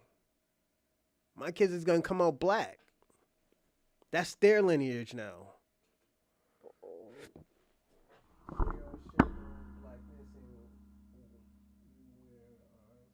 Yeah, absolutely. You know, and this is the thing I never got. A year ago, Africa was saying that, oh yeah, people want to be African because you're Africans popping. Africa never really been popping like that. I'm gonna be personally honest. Africa has never really been popping like that. Has some people who came over here had it popping? Yeah, like what's his name? Feli Khalif or something like that. The dude from Nigeria. Even though I said that about Nigeria, he was a dope dude, you know? I loved his music. And the dude who sang Mama Sa Mumakusa, Mama Sa Mumakusa. That dude was African, you know? Like y'all have great music. It's just even though it's black music, but at the end of the day, you could say, yo, I contribute to black American music. This is the music that I was putting out that went number one. Hey, I use black culture, but at the end of the day, it still popped off. I just want to contribute. I just want to make music, you know? Black Americans gave me a space where I can be myself. There's nothing wrong with saying shit like that, you know? Um, the black diaspora is too tribalistic. I don't know who sings that song. It was an old school song. It was like Mama say, Mama sa, Mamaku sa, Mama. I used to always think that it was Michael Jackson, but it was a Nigerian person who said that first, or an African. Yeah, it was an African person. They used to play that in Studio 54 all the time. So yeah, that's how I know. I wasn't there. I was like fucking 4 years old, but I know in Studio 54 they love that song. Rakim. Yeah, I think he's black. You know, Rakim was dope too. Let me tell you something. Even if he was Caribbean, he contributed. He contributed a lot. Like Big was Jamaican. He contributed a lot to hip hop. You know, we got to give him his credit. He contributed a lot. You know, but at the end of the day, ODB. Yeah, I love ODB. Let me tell you something. I always said this, and I was having a conversation with about somebody. People always said Eminem's supposed to be. Nobody never did what Eminem did. I said ODB was the first person to do it. This is why they called him Old Dirty Bastard. He was the god. He was the father of his own style. ODB talked crazy, and half of the time niggas didn't even know what he was talking about. Yeah, he wasn't. Even if he was, it's just like, yeah. Oh yeah, Rakim did. Rakim was. Kumo D was. They were actually performing at the, I think, the reparation rally. One of them was performing at the reparation rally. You know, so like shout out to them. Yeah.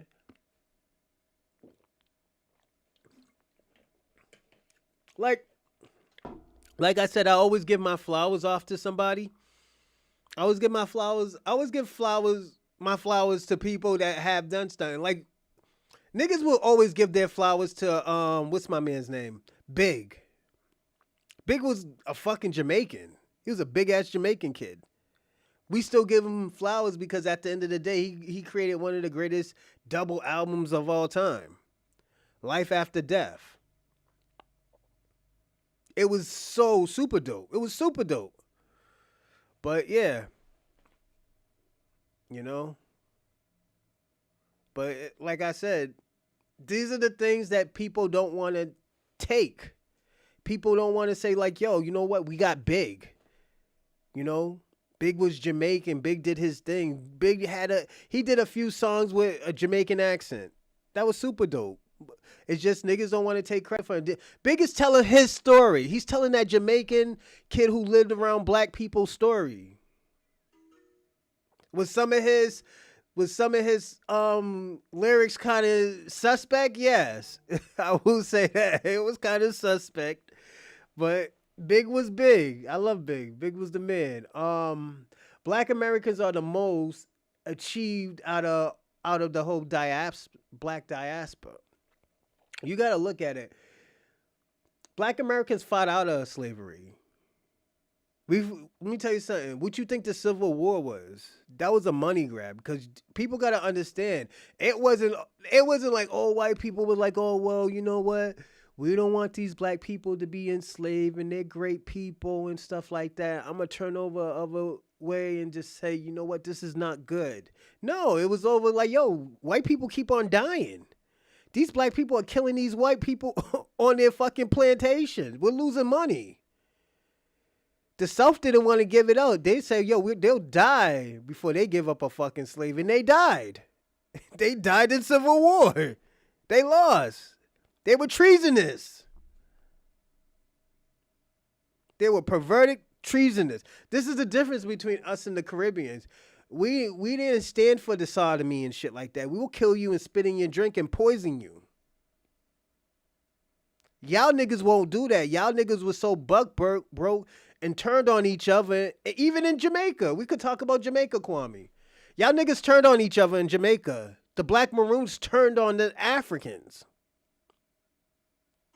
We could be honest about that. The Seminole War. Thank you, Ray Ray. Seminole War. We were there in the Seminole War. We were killing them in the Seminole War. Some of them left, some of them stayed, some went somewhere else. That's just how it was. But yeah, it's just we fought in every war. Um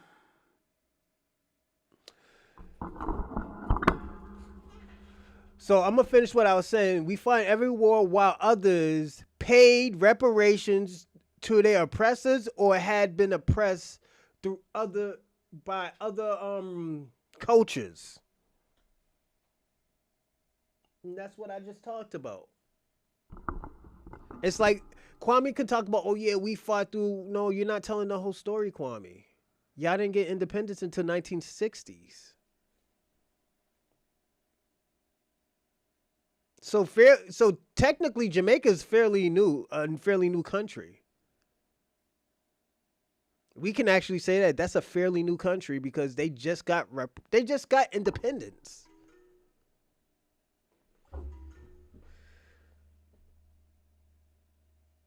Yeah. It's just look at this. We we could talk about what's going on, Spence. Salute, salute, salute. We could talk about education. Um we could talk about education. We can talk about all of that. We could talk about, oh yeah, black people are the least uneducated. We always never had white education. We always just knew how to do it, you know? Um it's it's genetics. Genetics. We don't have that flight DNA. No, we don't. We don't. And I think that makes us different because don't forget, Africans do that. They flee. They fleed a lot in Africa. Black Americans, when we were in America, we didn't flee. We might migrate somewhere else, but we're not gonna flee a country. No way in hell we're gonna do that. We're gonna grow what we have here. We're gonna make what's best here. Like I said, we might migrate up the fucking up a few trees or some shit. Up there like three or four trees over there, and just say like, yo, we're gonna chill here. But we're not gonna leave our fucking country just because times is hard. It's just never been like that. Shout out to E. Will. Jamaicans still run by white. Yep. White people, yep. God bless the king, as they always say. No, Kwame, we already seen that wasn't true yesterday. You're lying. Not that many people went to Liberia, and even when the people did went to Liberia, they came right back. Yeah, she was gonna die. They were gonna kill her, Kwame. And that's only one person. We're talking about collectively. Collectively, a lot of Africans left their country. Collectively, a lot of Caribbeans left their country. Collectively, a lot of Latinos left their country, Kwame.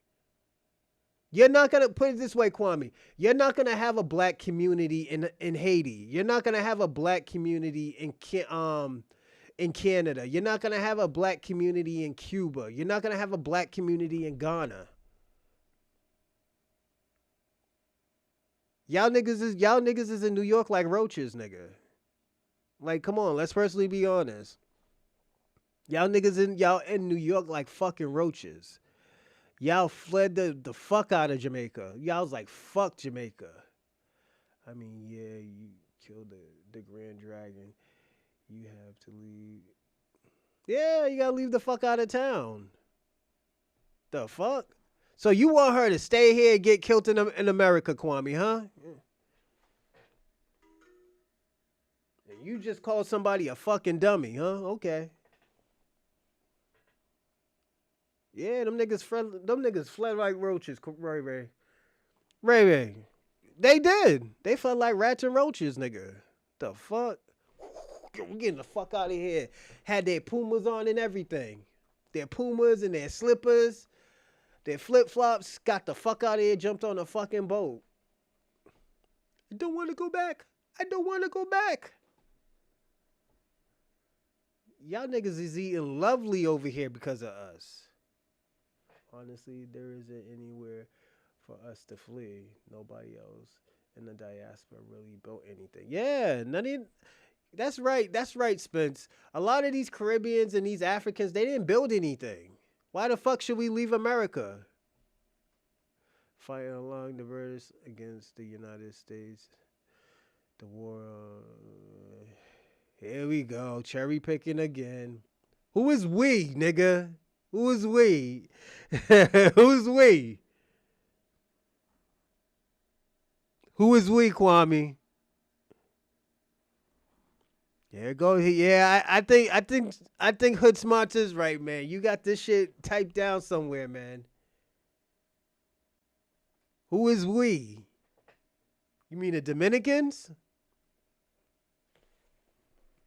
I'm saying Dominicans had it popping. Niggas go to Punta Cana all the time.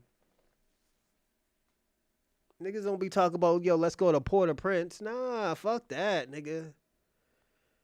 Think I'm gonna be eating dirt cookies, niggas? Nigga, I got these dirt cookies, nigga. Yo, 3 for 2, nigga. 3 for 2, nigga. 4 for.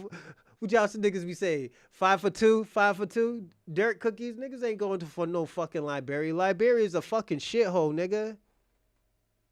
Nigga, we got Poetic Flacco over here in America. Liberia is a shithole. He ain't going back. Niggas is not going to Liberia, Kwame. Nigga, it's crazy. This nigga, what? This is the type of shit that Pan Africans want us to do. We built America, now they want us to build Liberia. They want us to build shithole Liberia. That's why niggas is leaving Liberia and coming to America. Nigga, are you crazy? Liberians don't want to build Liberia. Are you serious?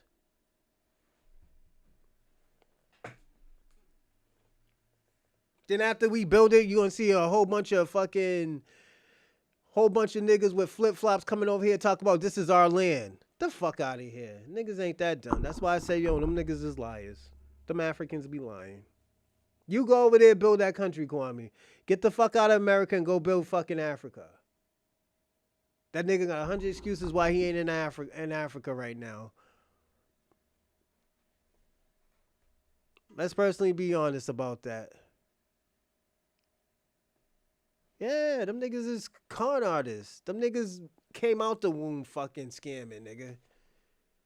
Them niggas came out the womb scamming. All right, the next thing I'm gonna talk about is Black Americans are targeted to discredit their culture and lineage. Just as what Kwame is doing. He wanted to discredit everything that we created. He always wanted to feel like we need their help. And their country is a piece of shit. I'd rather live in the projects than to live in your country, Kwame. I'm going to be personally honest. I have told an African this. I'd rather live in the dirtiest projects in America than to live in your country.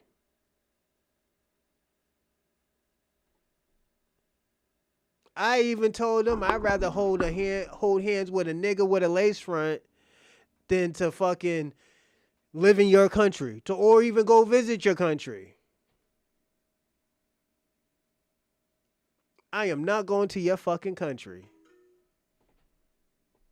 Niggas is crazy thinking I'm going to Africa. I'd rather put it this way. If I ever go to Africa, I'd rather live with the niggas in the mud huts than to go to y'all dirty fucking country, than to go to y'all dirty cities. I'd rather see how they really live than to shit in the streets, nigga. I'd rather shit in a hole than to shit in the streets, nigga. I'll tell you that. At least we can say, yo, this is like the country area, nigga. We can say that. This shit's like the country area. It got no electricity, but we do got half crazy niggas running around here, so clicking and popping, so it just... More love to you, baby.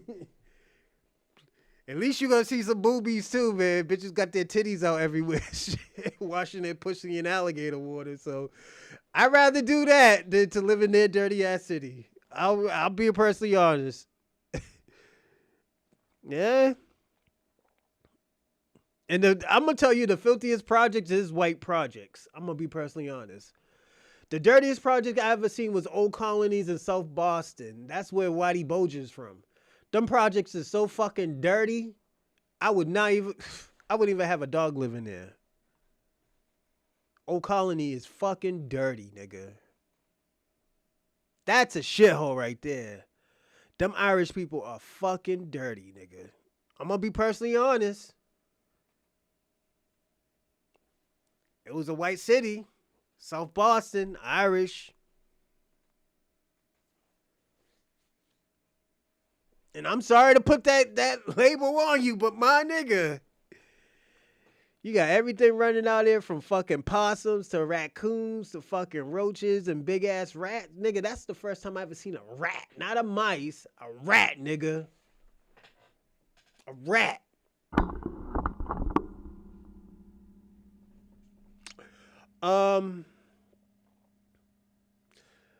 people also got to know Black American always helped the Black diaspora, and it always backfired on us. You know, every time we helped them, they always turned on us. We helped them come to America, they turned on us. We try to put them in our culture. They turned on us. They talk, oh, why you called us an African booty scratcher? I was like, nigga, it was a joke. Kids joking around. You know, they don't know how to joke with us. Black diaspora never helped Black Americans if it did not benefit them. From Pan Africans to Caribbeans to Latinos to Africans to the Boulets to the Black gatekeepers, they didn't give a fuck. We always went down with the ship. That's the thing. We always went down with the ship. The internet showed us how ungrateful they are. Yes. Blame the internet. Yes, blame the internet. The internet exposed all of y'all. It exposed all of y'all. Foundational Black American culture is unique lineage in a subgroup.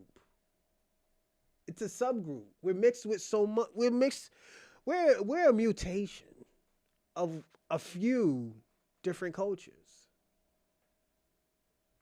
Of a few different cultures. We have some African genetics, but we don't have the culture. We don't know nothing about Africa. And y'all trying to tether yourself on to Creole blacks and fucking the Geechee. Come on, the Gula Geechee. You can't do that. That's so disingenuous. That's so disingenuous, and it's so fucking dirty.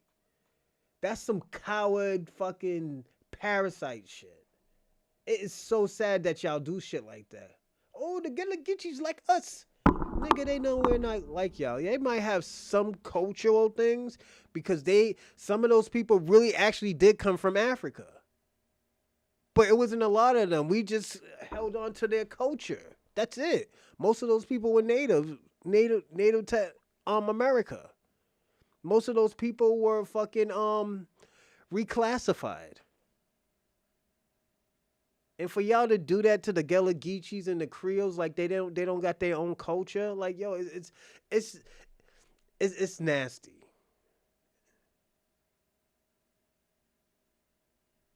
It's nasty. That's very. It's despicable. It's very despicable. Black diaspora do not want the truth to come out about FBAs and who they are. Black Americans fought for everything they have. And more for others. Black Americans opened the doors for immigrants and others. And when I say open the doors, we opened bills for you. We had policies for y'all when y'all came over here. We had help. We gave y'all some of our resources, and we didn't have to. Like, we didn't have to do that. And y'all come over here like, yo, y'all earned it.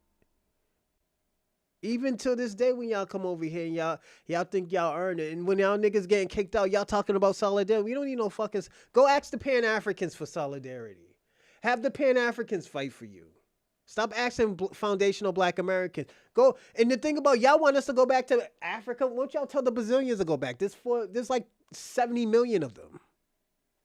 There's like 70 million Afro fucking Brazilians in Brazil. Ask them if they want to go to Africa.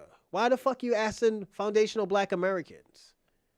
What is so special about us? This is why I said there's something about us that they love, that they want, that they despise, that they don't have. Y'all are more African than us. A lot of y'all are more African than us. And y'all can't even accept that. Y'all want us to be African with y'all. That's what's so distasteful about this, because at the end of the day, we had this mutation. And you could tell that, like, yo, we didn't come off that slave ship.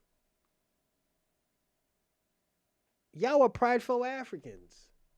Why the fuck you want us to be prideful? Tell white people to be prideful Africans.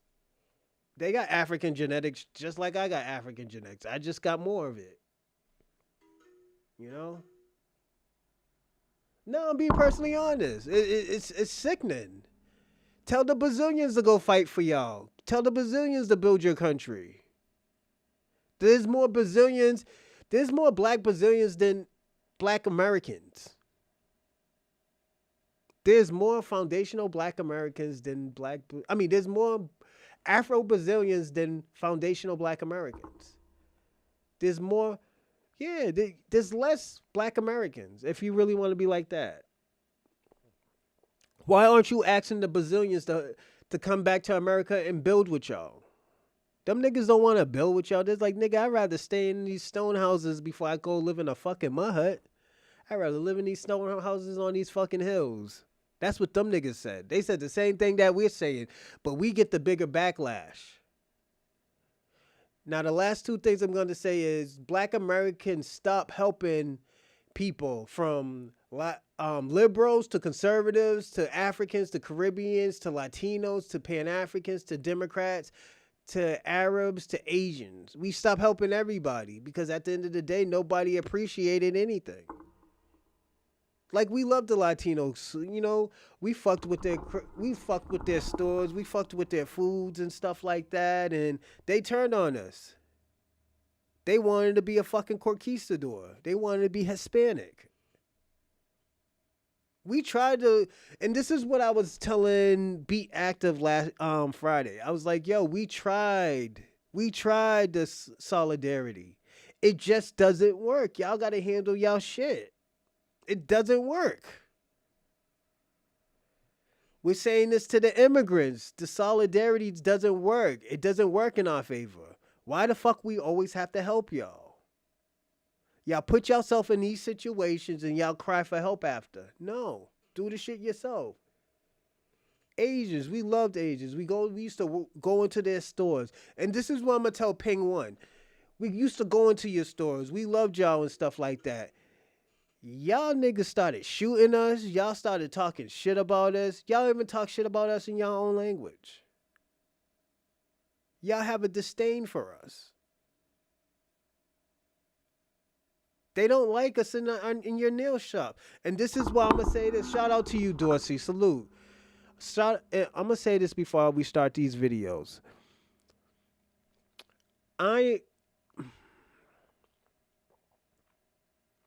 We loved Asian culture. We loved the Kung Fu, from the Kung Fu movies to the martial arts, even though martial arts came from Africa. We know that. Martial arts came from Africa. Y'all Africans need to take it, but at the end of the day, Asian people contribute a lot to martial arts. There's like thousands of different styles because of Asians. From Muay Thai to karate to Kung Fu to Wing Chun to all of that. You know, we fucked with everybody only to get disrespect. Fats to America. Salute, salute. She telling the truth. She's telling the truth. We fucked with everybody just to get disrespected. And the Pan-Africans told us, oh no, they're our brothers, they're our sisters. The liberals, they turned on us. We helped them get in office. We helped the liberals and Democrats get in office. And look what they did to us. They gave us no policies. The conservatives and Republicans, they turned on us. When the Vietnam came to America. Yes. That is true. It's true, Dorsey. But with the Republicans and the conservatives. Oh no, I gotta leave soon, so I can't do no call-ins today. I was waiting for you to call in earlier because I was waiting for you to call in an hour ago. Jesus Christ. I know you was at work, but you know, I'm gonna try to make my shows at 10:40. I'm gonna start making my shows at like 11. So 11, or I do a 3 o'clock show, 3:45 show. So you can call in and I can be, a little bit longer. But Even with the conservatives and Republicans, even though they didn't help us with no policies, whenever they got into a war and they wanted to always be, oh, we're all American and all this other stuff. We all need to work together. We're American and stuff like that. They always called on black people. You don't hear them calling on no Latinos. You didn't hear them calling on immigrants who are American citizens. They always called on black Americans. They didn't say all the others. They said black Americans. We are all American. We need to stick together. That's what they said. Verbatim. Yes, that's what time it is now. It's to keep that same energy time. You are right, Dorsey. Salute to Dorsey. It's that time. It's that time to hold your own nuts. That's why these niggas right now is running into our barbershop, going into our little kids' school, trying to debate us. Nigga, debate us on what? Why you need our help? We don't fuck with you. We don't kill you on a daily basis, nigga. Come on. After all the historical violence that y'all niggas did, now y'all crying foul? The fuck out of here. Niggas don't want to hear that. Go save your community. Stop all the meth heads and the incest and all the incest babies making more babies with incest people. Y'all gotta stop that shit. Don't worry about black Americans. We fine over here. Y'all think, oh, that welfare is gonna affect us? No, it's gonna affect white people. White people are the majority. White people are more poor in this country. And I'm going to tell y'all tethers too, and y'all immigrants, stay the fuck out of that. Let them handle their own shit. You going to think this ain't your, don't forget.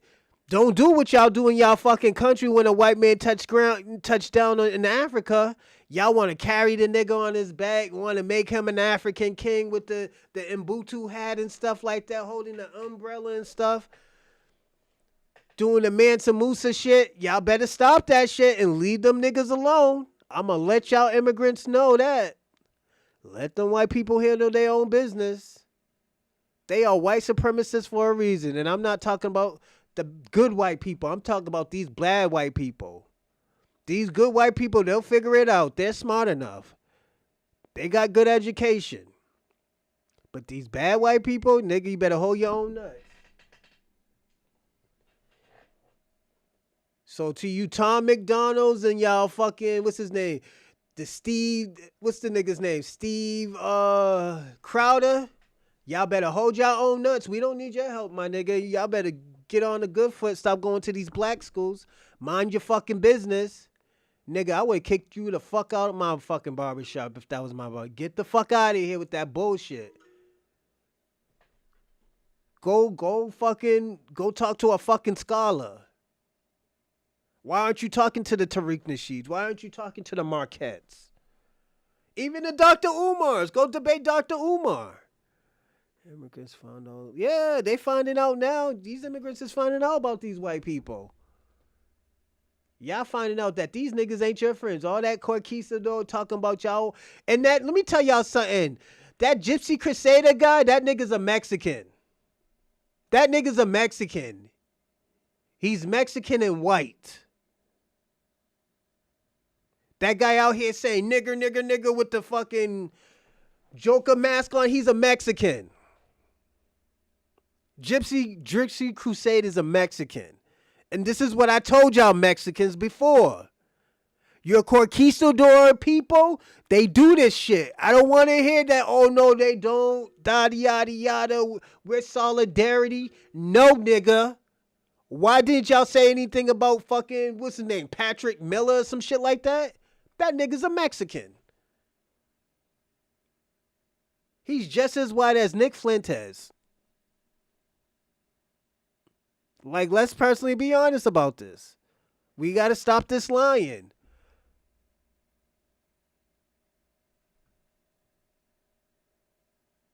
Yeah, that's what I'm talking about. Let me tell you something. If anybody should get citizenship, it's those immigrants who fought in those wars. If you send them niggas over there to Kuwait and shit like that, they better get citizenship.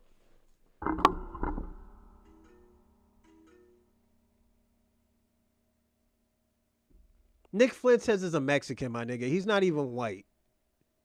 This is why I tell y'all about this Latino community. This is why I was telling, be active. I was like, yo, your people be on that time. We already tried the solidarity. I wish you. I would love a solidarity with Latinos and Caribbeans and Africans, but it's not gonna happen. It's not gonna happen.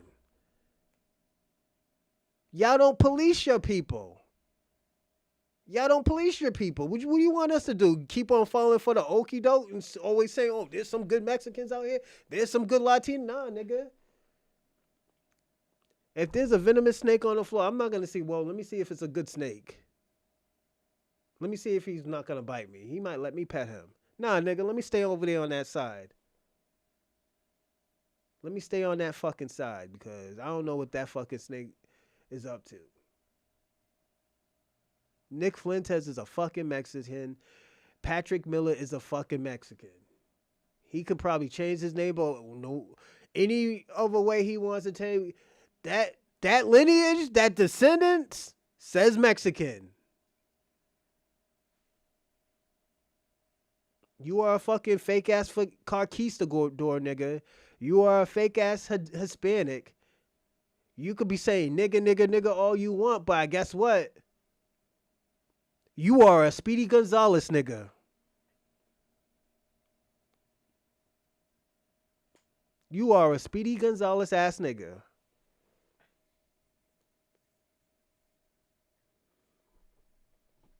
This is the shit that I'm telling people about. This Pan-African shit just doesn't work.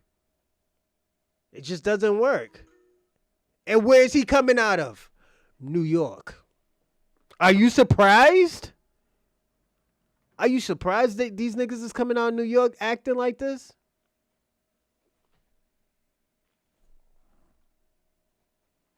This is what I'm saying, everybody. Let me tell you something. If Africans, if Caribbeans, if Latinos would have policed their own people, we would have at least had a chance for solidarity. But y'all don't police your own people. Y'all don't do it as a collective. Y'all do it when it's beneficial. Like, yeah, you're having Afro Latinas say stuff. You're having let me tell y'all something. Y'all Afro Latinas are saying stuff. Your Afro Mexicans are saying stuff. Your mixed Asian people are saying stuff. Or your Asian people who are fucking with black people, hard body, are saying stuff. Saying, yo, my people's racist. They were brought into this country on that racist shit. They honestly, yeah, facts. Yeah, we can't. Yo, we're on a different agenda right now. We're on a different narrative as them, and we can't fuck around and get busy on that type of time. You know, and like I said, it's not that we don't love them, but we gotta love them from a distance. Yeah, man, you gotta handle your own shit, player. It's like let me tell you what it is like, and I'm gonna be personally honest. It's like those niggas, you ask them how they doing. Hey, yo, how you doing? Oh, yo, I'm maintaining, head above water, trying to maintain out here. Once a nigga saying that, they trying to ask you for some money. I'm going to be personally honest. A nigga's trying to ask you for some money. And you know what I say? Yeah, I got to go, man. God bless you, man. I got to go. I got to go. I ain't give you no money, nigga. That's why my cousins just text me randomly. I was like, yeah, I won't pick up. I'll leave you on red for like 3 days. Or I'll wait until be broke. I'll wait until I'm broke for them to ever answer. Like I'm not broke, but if I have no money that I can't spend it because I got into some type of investment, I'm be like, yo, I can't give you no money, man. I'm out right now. Like I got the money, I could give it to you, but I can't. You know?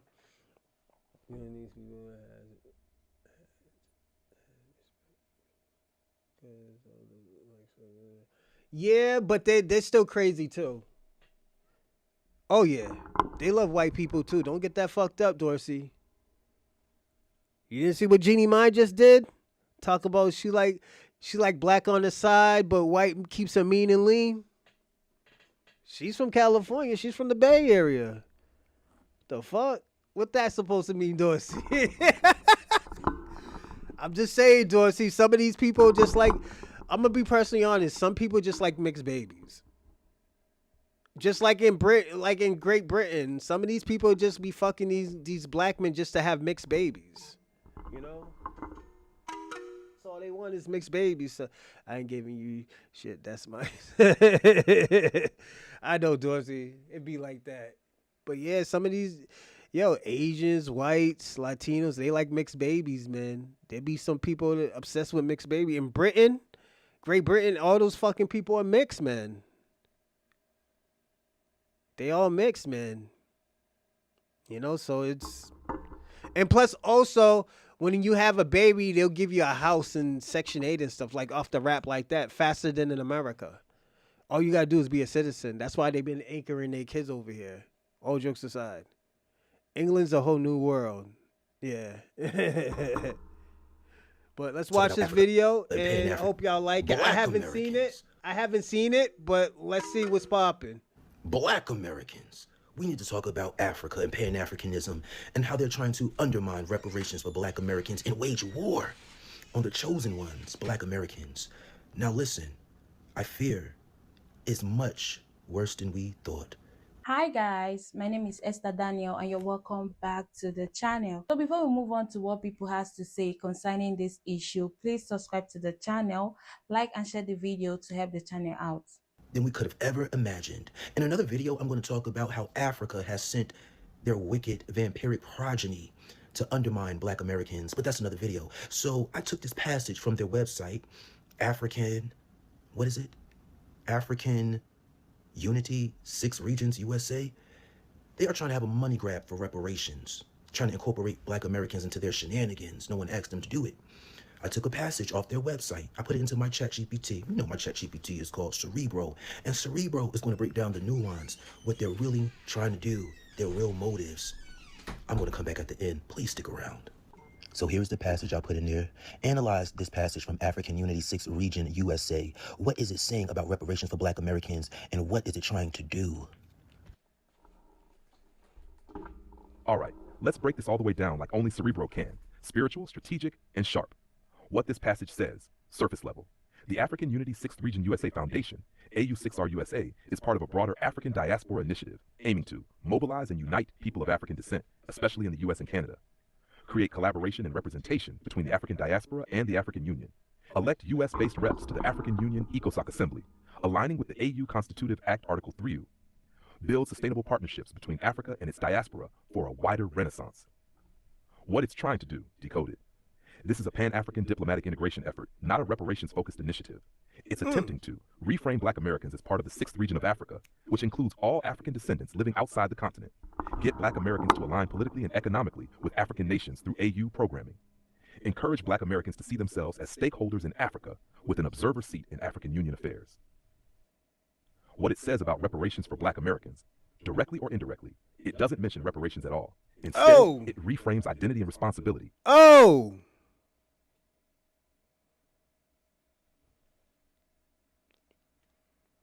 This is what I'm saying. The thing about it, we gotta read between these lines with, Pan-Africans and stuff. Watch, listen. African Union affairs.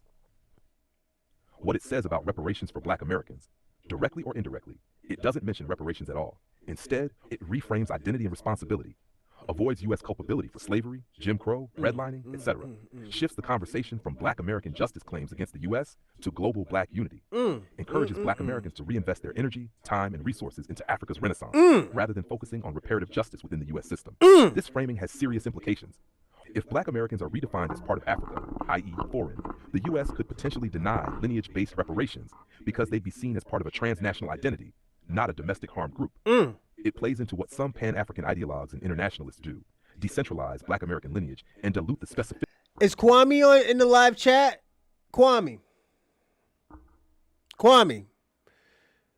So is that what you're pushing for? No reparations for Black Americans?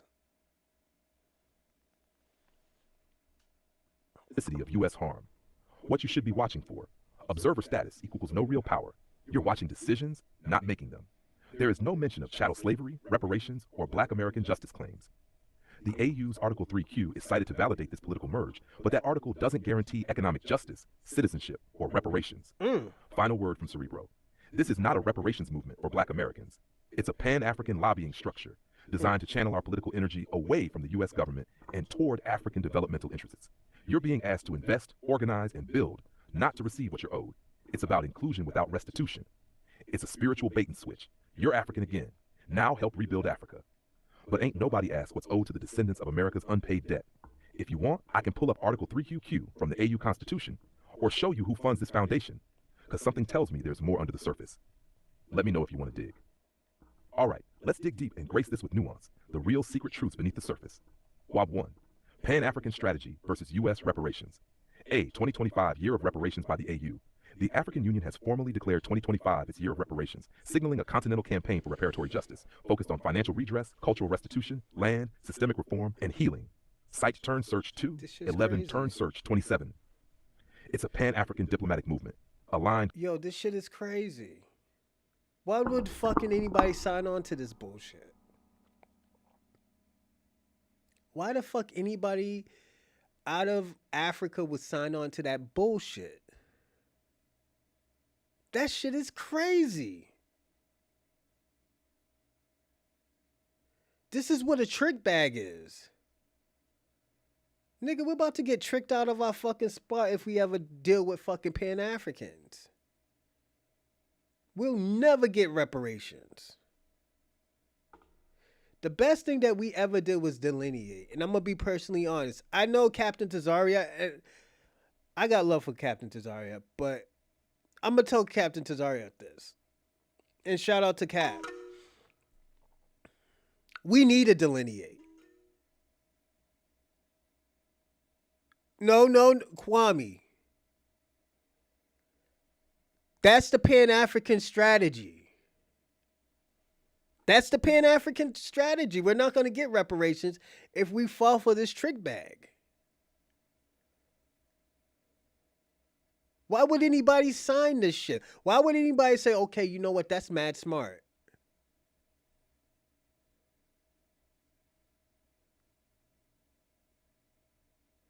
Kwame.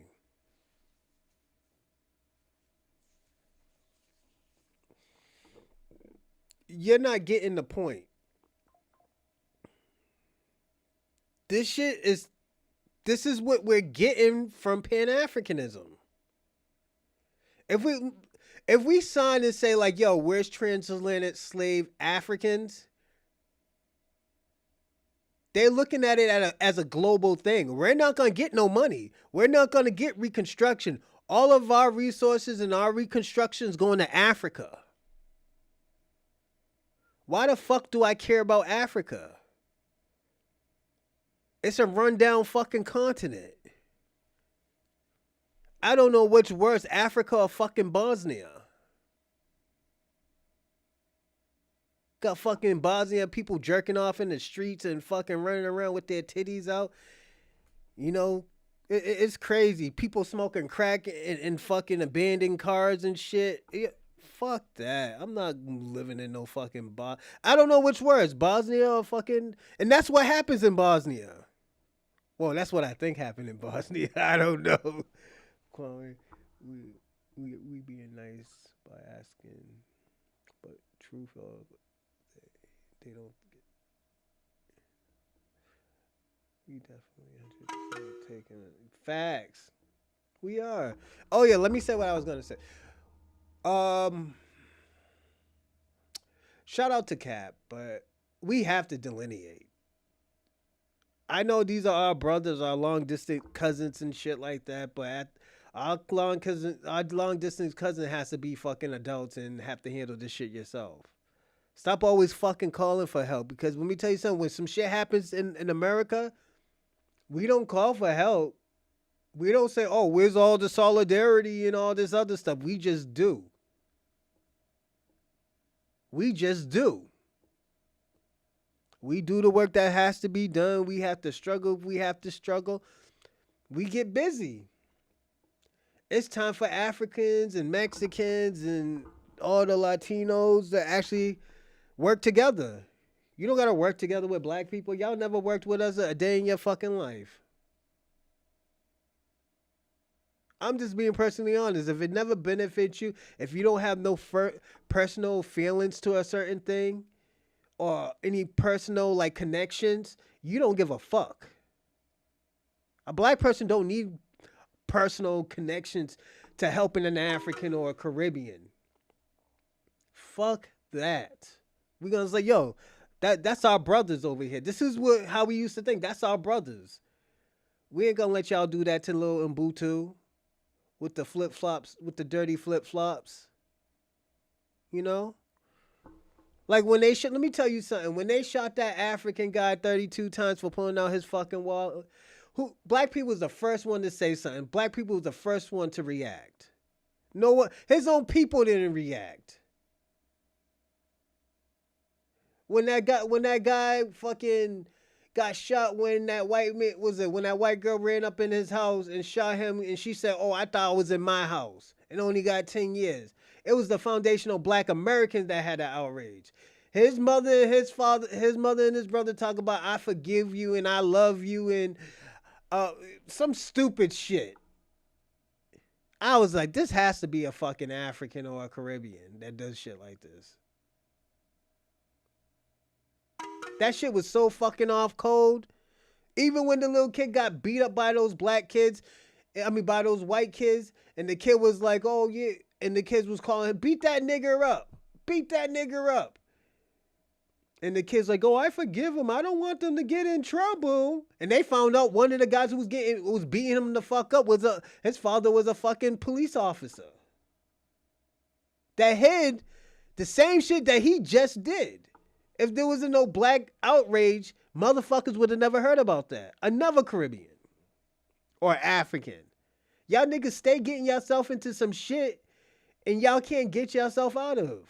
Why the fuck are you moving into these white communities if you know these white people don't like you?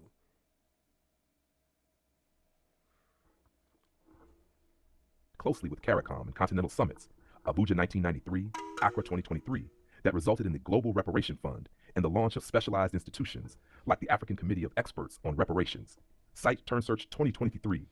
The approach is forward-looking, seeking not just acknowledgement, but structural transformation, healing through Ubuntu, racial justice, and international collaboration. Search 6 ant. B.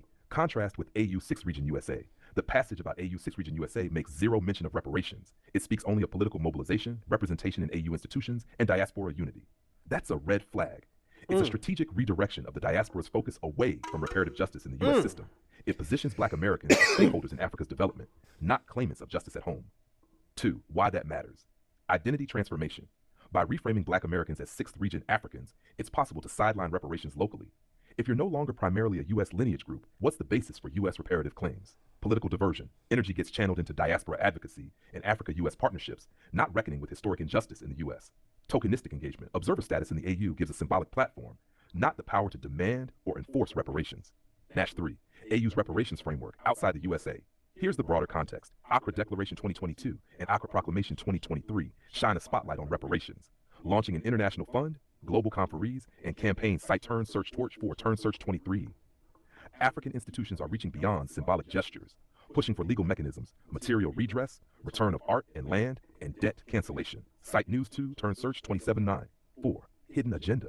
What feels orchestrated here is the diaspora's gaze being realigned from U.S.-centric accountability, like H.R. 40 Coates' work, demands for wealth equity, land, housing, education, toward Africa-centered partnership, aligning with AU mechanisms, ECOSOC representation, and continental renaissance projects. The clues you were searching for, no reparations language in the USA passage, means it's not a movement for justice in America. The AU and CARICOM are building real funds and policy paths, not lip service. The 6th region pitch is political social redirection, not institutional reparative justice for slavery and Jim Crow harms here. What you can do. 1. Hold the AU 6th region USA accountable. Demand clarity. Does this group support reparations claims in the U.S., or are they deliberately avoiding them? 2. Stay connected to continental reparations mobilization. Tap into the Global Reparations Fund, the AU Committee of Experts, and follow legal movements emerging from Accra. 3. Center lived experience and lineage. Use Coates' model. Root reparations in lineage, policy, economic redress. Do not see the narrative to identity cosmology alone. Conclusion. The AU 6th Region USA is not your reparations movement. It's a diaspora network that reframes Black Americans as Africans in service of Africa's development rather than claimants of justice at home. Meanwhile, the real reparations fight is happening on the continent through AU CARICOM frameworks, legal mechanisms, funding structures, and global solidarity. If you want access to the Global Reparation Fund, drafts of the Aqua Proclamation, or how HR 40 aligns disjoints with this continental narrative, I got you. Black Americans, keep in mind, this is from their website. Theme of the year, Reparations 2025. This article is February 15th, 2025. So what you got to say, Kwame? What you got to say? This is coming from your website. They're not here to help us. They're not here to help us. If they want to move back, let them move back. This will be our land. Do you think they want to do that?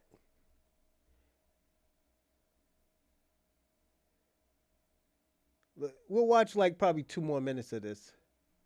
Motherfuckers that's gonna get descendants in a co-op, anything that black people in America, descendants of slavery, descendants of chattel slavery, have gone through. The only motherfuckers that's gonna get goddamn reparations is us. Matter of fact, y'all need to be paying us reparations for actually selling us off and being part of that shit. I really think y'all off y'all fucking rockers. Just because you came to America does not mean you deserve reparations. Y'all sounding like white folks at this goddamn point. I swear, black folks can't have shit. And I mean African Americans, not fucking Africans. The disrespect, the level of disrespect that y'all have for us and what our ancestors have gone through is baffling. You don't deserve reparations. If your ass was born in Africa and you came here for a better life due to us getting our civil rights and opening the door for us, you don't deserve shit. You got what you needed. You got a fucking green card. You got a visa. You brought your family over here. Good for you. But that's where the fuck the bus stops at. Try that shit if y'all want to. Y'all gonna really see some fucking division.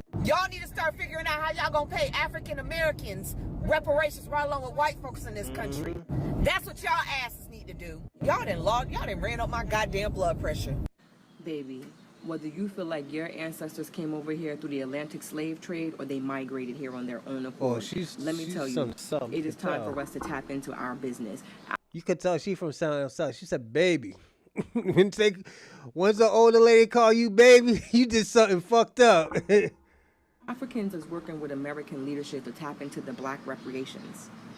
Yeah, the money that belongs to us, everything that belongs to us, they are saying how they were affected 400 plus years later, and now you're saying that you're the fuck affected by the Atlantic slave trade because you came over here, you got your ass whipped, you got beat, you got mentally destroyed, emotionally destroyed, you got all of that, so now you think that you're owed something? Bitch, you're owed nothing. But what you do owe is an apology to black Americans.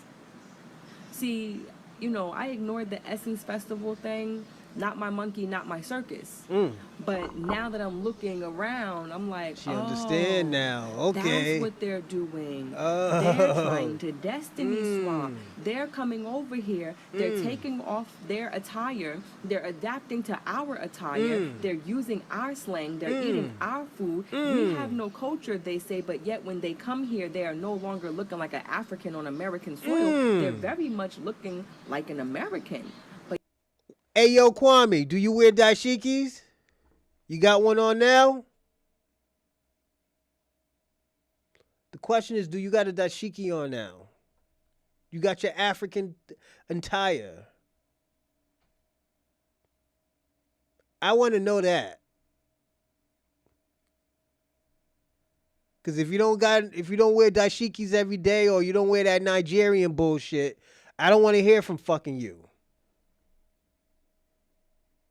I don't want to hear from you. Go on, sugar. We have no culture, so what are you doing? What are you eating? What are you wearing? What are you listening to? What the fuck are you engaging in? If we have no culture, you're engaging in black culture because you're damn sure not engaging in white culture. You're damn sure not doing that. So you think that something is owed to you? Baby, the way that we need to throw the fuck hands, and and the only reason I say throw the fuck hands because how dare you? How dare you? Nah, throw the fuck hands.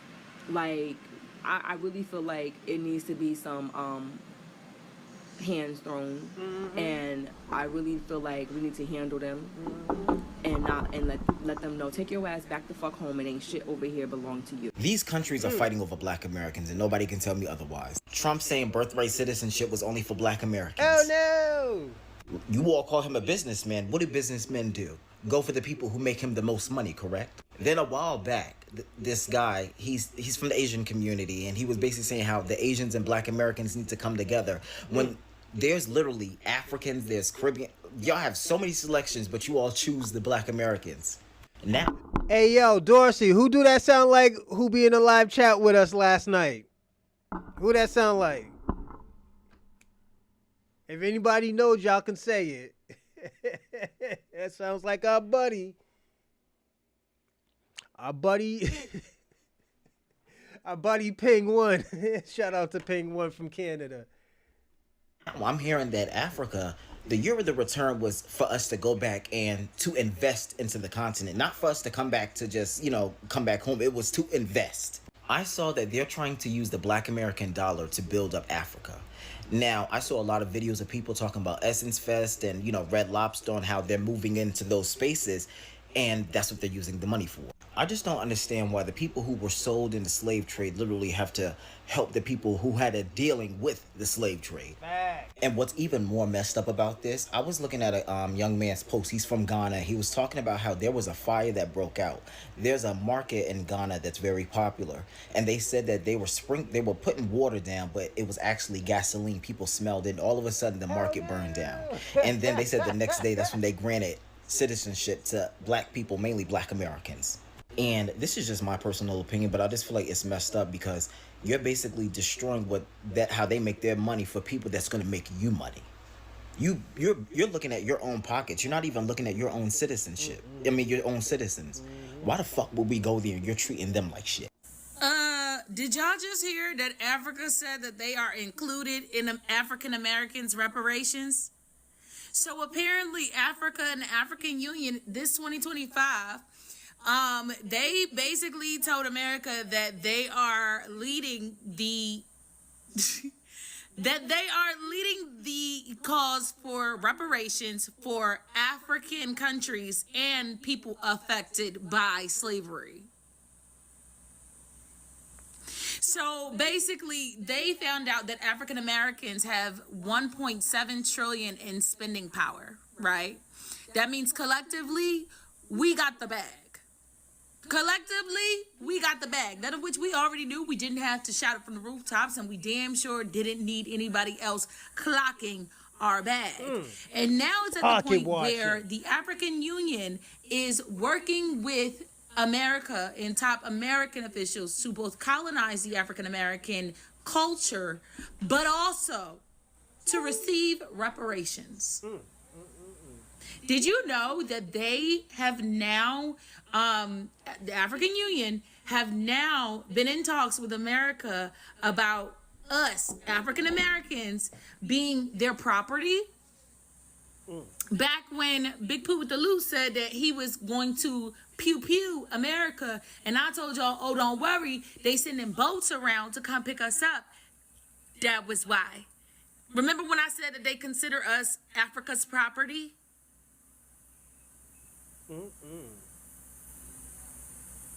That was why. That was why them boats was going to be here. Because they consider us Africa's property, which means that Africa and the African Union is now fighting America for our fucking reparations that they didn't even help. You know how fucking delusional you gotta be trying to destiny swap with the same people your ancestors literally helped sell into slavery. Y'all literally caused it. Had you not what was the theme of the Sinners movie? What was the theme? You are the only person standing in between the demon getting in and out of your home. You are the ones opening up the door, the threshold. You have to invite them in order for them to come in and do that shit to you. Had you not invited those colonizers in there, they would have not only not sold us, but also, because wait a minute, They did turn around and put the people that were in power in shackles. They said, well, we're done with them. We also want you too. And whoever was left over was just left over after the abolishment of the transatlantic slave trade. Do you know how insane you have to be to think that you are entitled to some money that does not historically belong to you? Knowing good and goddamn well it had nothing to do with you.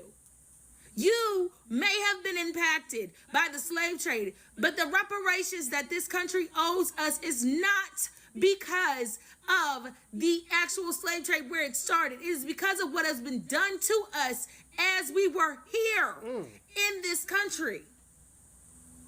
If you did not help build this country on your backs, if you have not been here, if you have not been shooting with us in the gym, you should not have your grubby, nasty ass hands out asking for money on our behalf. And the worst part about it is, but African America, they doing it right under your nose. That is why people feel some type of way about what's going on at Essence Fest. That is why we feel some type of way about y'all continuously trying to claim that we don't have any culture. And then the first opportunity you get to try and capitalize off of our culture, you got your hand out. Look. There you go. There you go. We're going to watch 10 minutes of this. I rent rooms to guys that are recovering, guys who are divorced, so they can get back on track 6 months to a year. They pay a set amount, they can get back on track. And I rented a room to a guy who's from Nigeria. One thing he said to me that struck me years ago, and this is totally different from what you'll ever hear in school. He said, Floyd, the best thing they did for you all is confuse your tribe, so you have no idea where you came from. Because if you knew your original tribe, and you knew someone else's tribe was part of the group that conquered yours and sold you into slavery, you all would be fighting here. And I said to him, yeah, we'd probably be fighting here more than we already are. Black Americans, for the most part, we're not able to trace our ancestry back to Africa. I can trace my ancestry back to slavery, 4 generations away. Africans can. And what was interesting about something he said to me, he was talking about dating a female, and he said, his family asked him, what tribe was she from? And I was shocked. I said, what do you mean what tribe she's from? You're from Africa? She from Africa? Who cares? It matters. Let's talk about this perception that is consistent that Africans think they're better than Black Americans. Let me share this with you. It is not possible to be superior to a group that made your access to this country possible. 1964 Civil Rights Act, prior to that, 10 years of blood, sacrifice, tears, and agony were paid for Africans who began to come in surges after 1965 because of the rights that were established through the Civil Rights Act. Let me share this else with you. Black Americans, we understand that every immigrant that comes to the United States is told by the white structure that they're better than the blacks that are already here. But why is that? Jealousy in the United States runs deep. Because the question is, how is it that blacks can start here as slaves and through resilience, ingenuity, creativity, intelligence, work ethic, still be prospering and growing despite everything that has been done to crush them? At one time they said, blacks, you all get together and you have your own area, and that was done. And in Tulsa, Oklahoma, the entire area was bombed. That was something that was supported by the government. Those blacks have never been compensated for it. And we're not talking about reparations. And I'm gonna share with you the reason why that's not important, in my opinion, right now. Well, let me just tell you now. If the United States government ever paid reparations to descendants from slaves, here's what would happen. The money would end up back in the hands of the 5%. Because different from any other culture in America, the black culture, we spend our money, when we get money, serious money, on 4 things: jewelry, cars, hoes, and clothes. And you.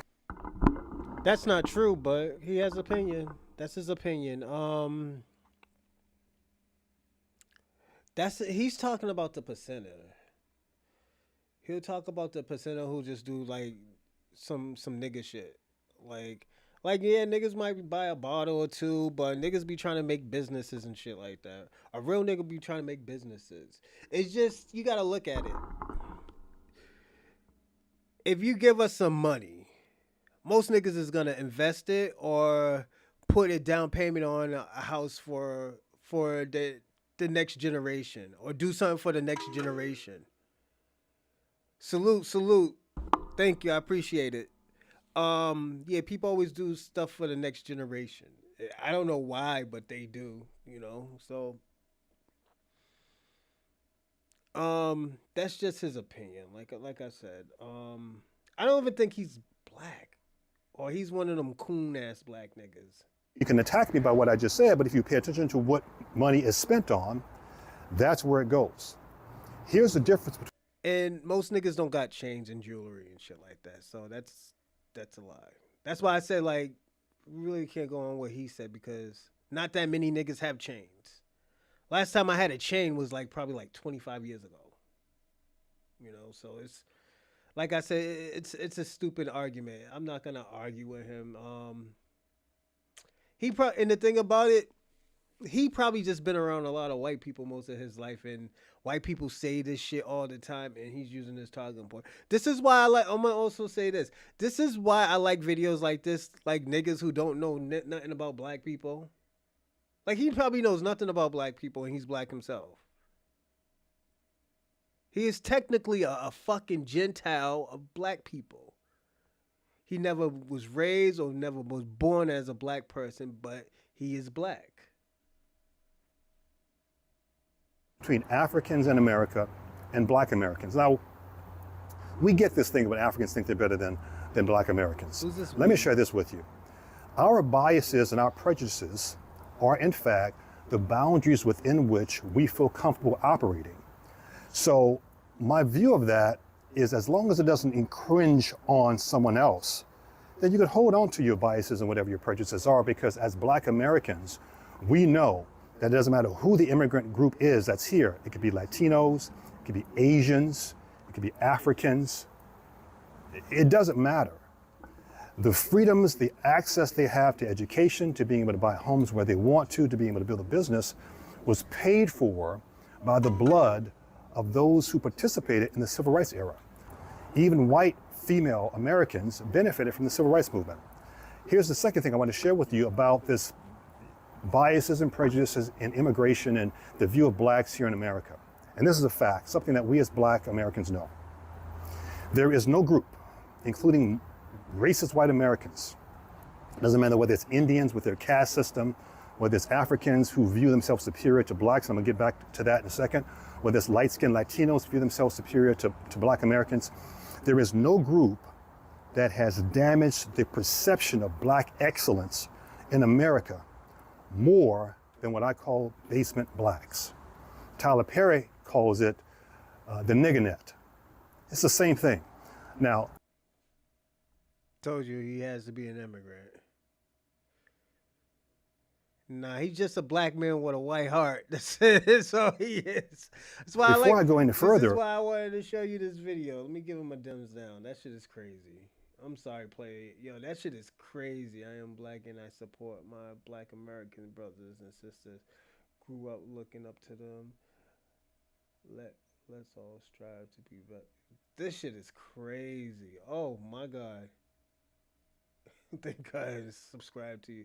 Floyd Brown, you need to go fuck yourself, my nigga. That's the only niggas you hang around. This is why I always tell people all the time, yo, what type of black people do y'all hang around when they do shit like this? Like, I hung around some fucking oddball fucking black people, but all these chains and all this nigga moments that these niggas talk about, nah, nigga, that's a percenter. I have seen probably, you know what? I have seen one person that have done that. And I lived in the projects. And it was my uncle. My uncle asked me for $10,000. I was like, yo, what you need $10,000 for? This nigga said he want to buy a car. I'm like, nigga, won't you save up your money? Oh, I don't have enough money to buy a car. I said, nigga, but why would you ask me for money to buy a car and you don't have money to fucking support it? I was like, nigga, I'm not giving you a fucking dime. To really turn up. That's how you treat family? We're going to have the same turn up in your city. So shout out to him. And speaking of turning up, the Microphone Check movie, I was talking to my distributor today, We are probably going back in the theaters the week of July 19th, around that week, between the 12th and the 19th. So, family, it's very important that everybody go out to the theaters. It's going to be in multiple cities, and it's going to be in theaters for a week, possibly two, but definitely for a week. They're going to do a whole week run, and it's very important that everybody go and see the movie when it hits theaters again. The theater, they were so impressed by that Memorial Day weekend. The Memorial Day weekend screenings that we had, that was a limited run we had, but the numbers were so great. The theaters was like, hey man, we need to do this again, because the movie industry, and I've talked about this before, they're kind of, they're kind of going through a lapse right now because of the streaming sites. Mm-hmm. So these theaters need people in these theaters, because they make their money off their concessions and the popcorn and drinks and all that. That's where they make the real money. So they want people in them seats. And our little independent movie that you guys, that the family, all of you, shout out to you guys who contributed to the Kickstarter. Man, you guys are the real damn MVPs, man.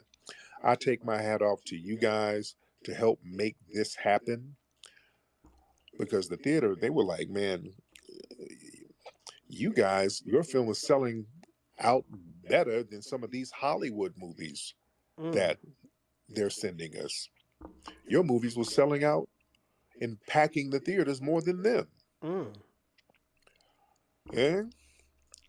So when they see those kind of numbers and that kind of energy and that kind of momentum there, they want to make deals. So they're making a very good deal with us now, and they're getting the screenings out there so that they're also Oscar eligible, because there's a lot of talk about an Oscar nomination for this film. If you have seen the film, you know it is that good. Microphone Check is a very, very good film. And we're going to really push that Oscar thing, man, because that's going to be amazing to get a film that's grassroots like this and just get it popping the way we're getting it popping. So I just want us to keep that momentum going. Go to the theaters every day. Take crowds of people. And these, it's going to be regular ticket prices, like what, $10, $12, between 10, 12, 13, 14, something like that. I don't think it's going to be no more than $14. But take your families to go see it. You're right about that. It's real important to see it in theaters, just to get that energy, and we got to. Did anybody get the DVD? I still got the DVD. I got the link, but I never watched it yet. I gotta open it and watch it. I gotta find it. I put it somewhere when I was fixing this room around. Definitely I want to watch. I wish I could have a watching party, but I know I'll get copy strike for it, so I'm not even gonna do that. But yeah, shout out to Tariq Nasheed, man.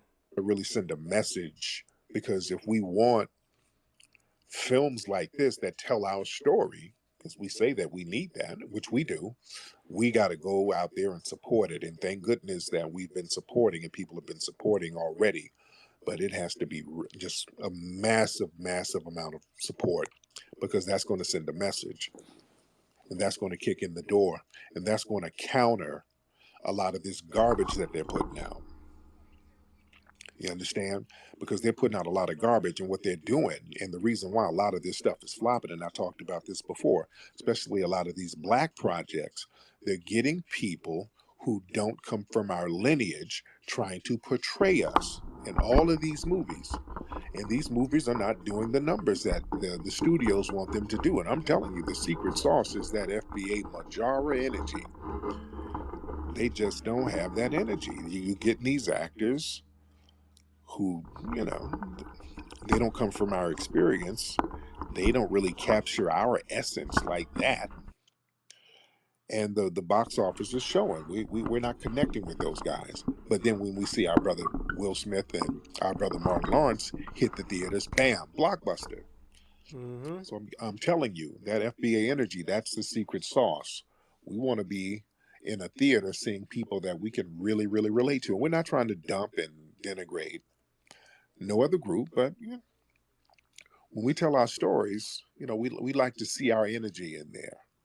And I think that's why the microphone film was so successful, because we're talking about, our FBA culture, and many people around the country can relate to that.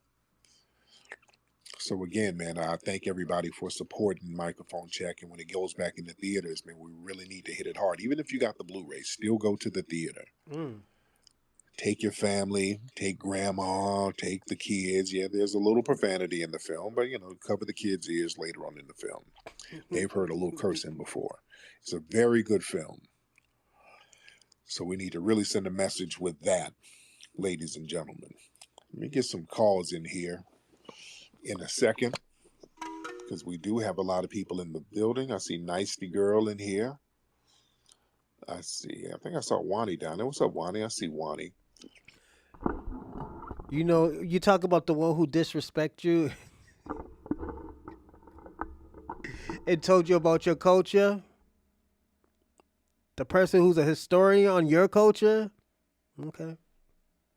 I had a suspected white supremacist just in my mentions earlier, talking about how we're talking about reparations. We're always talking about reparations. And this guy, well, my ancestors fought in the Civil War to free you. Are you going to give thanks to them? You better thank these nuts. All right?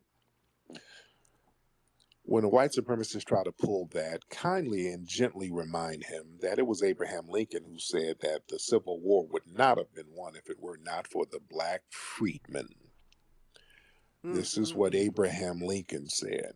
It was the black freedmen soldiers. Kwame, we talked about this.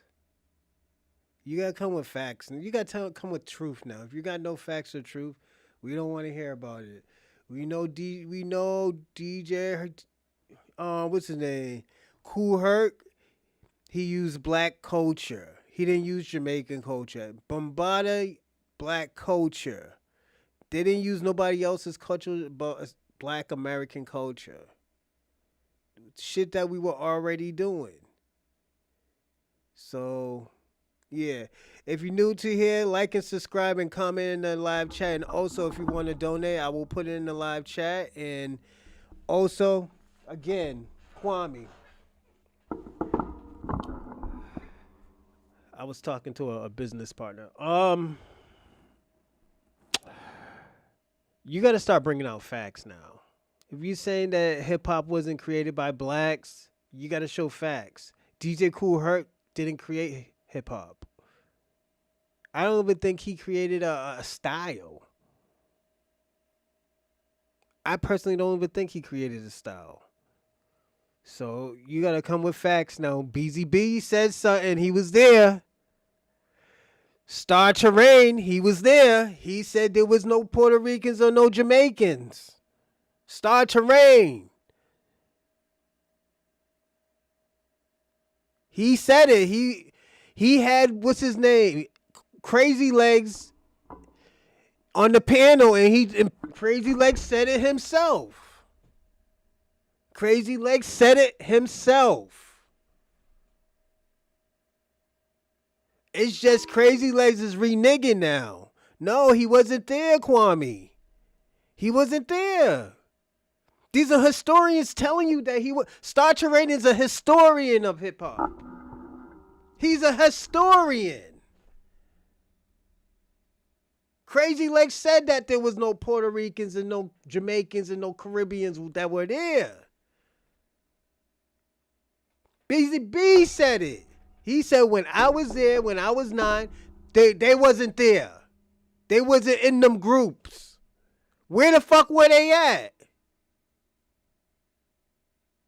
What, they were making rhymes, cooking jerk chicken, nigga? They wasn't there. Who is these invisible people that wasn't there? DJ Herc wasn't there.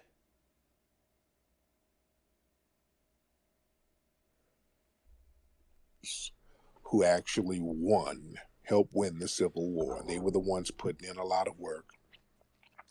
Remember, the South was getting their ass. They were tearing up the North.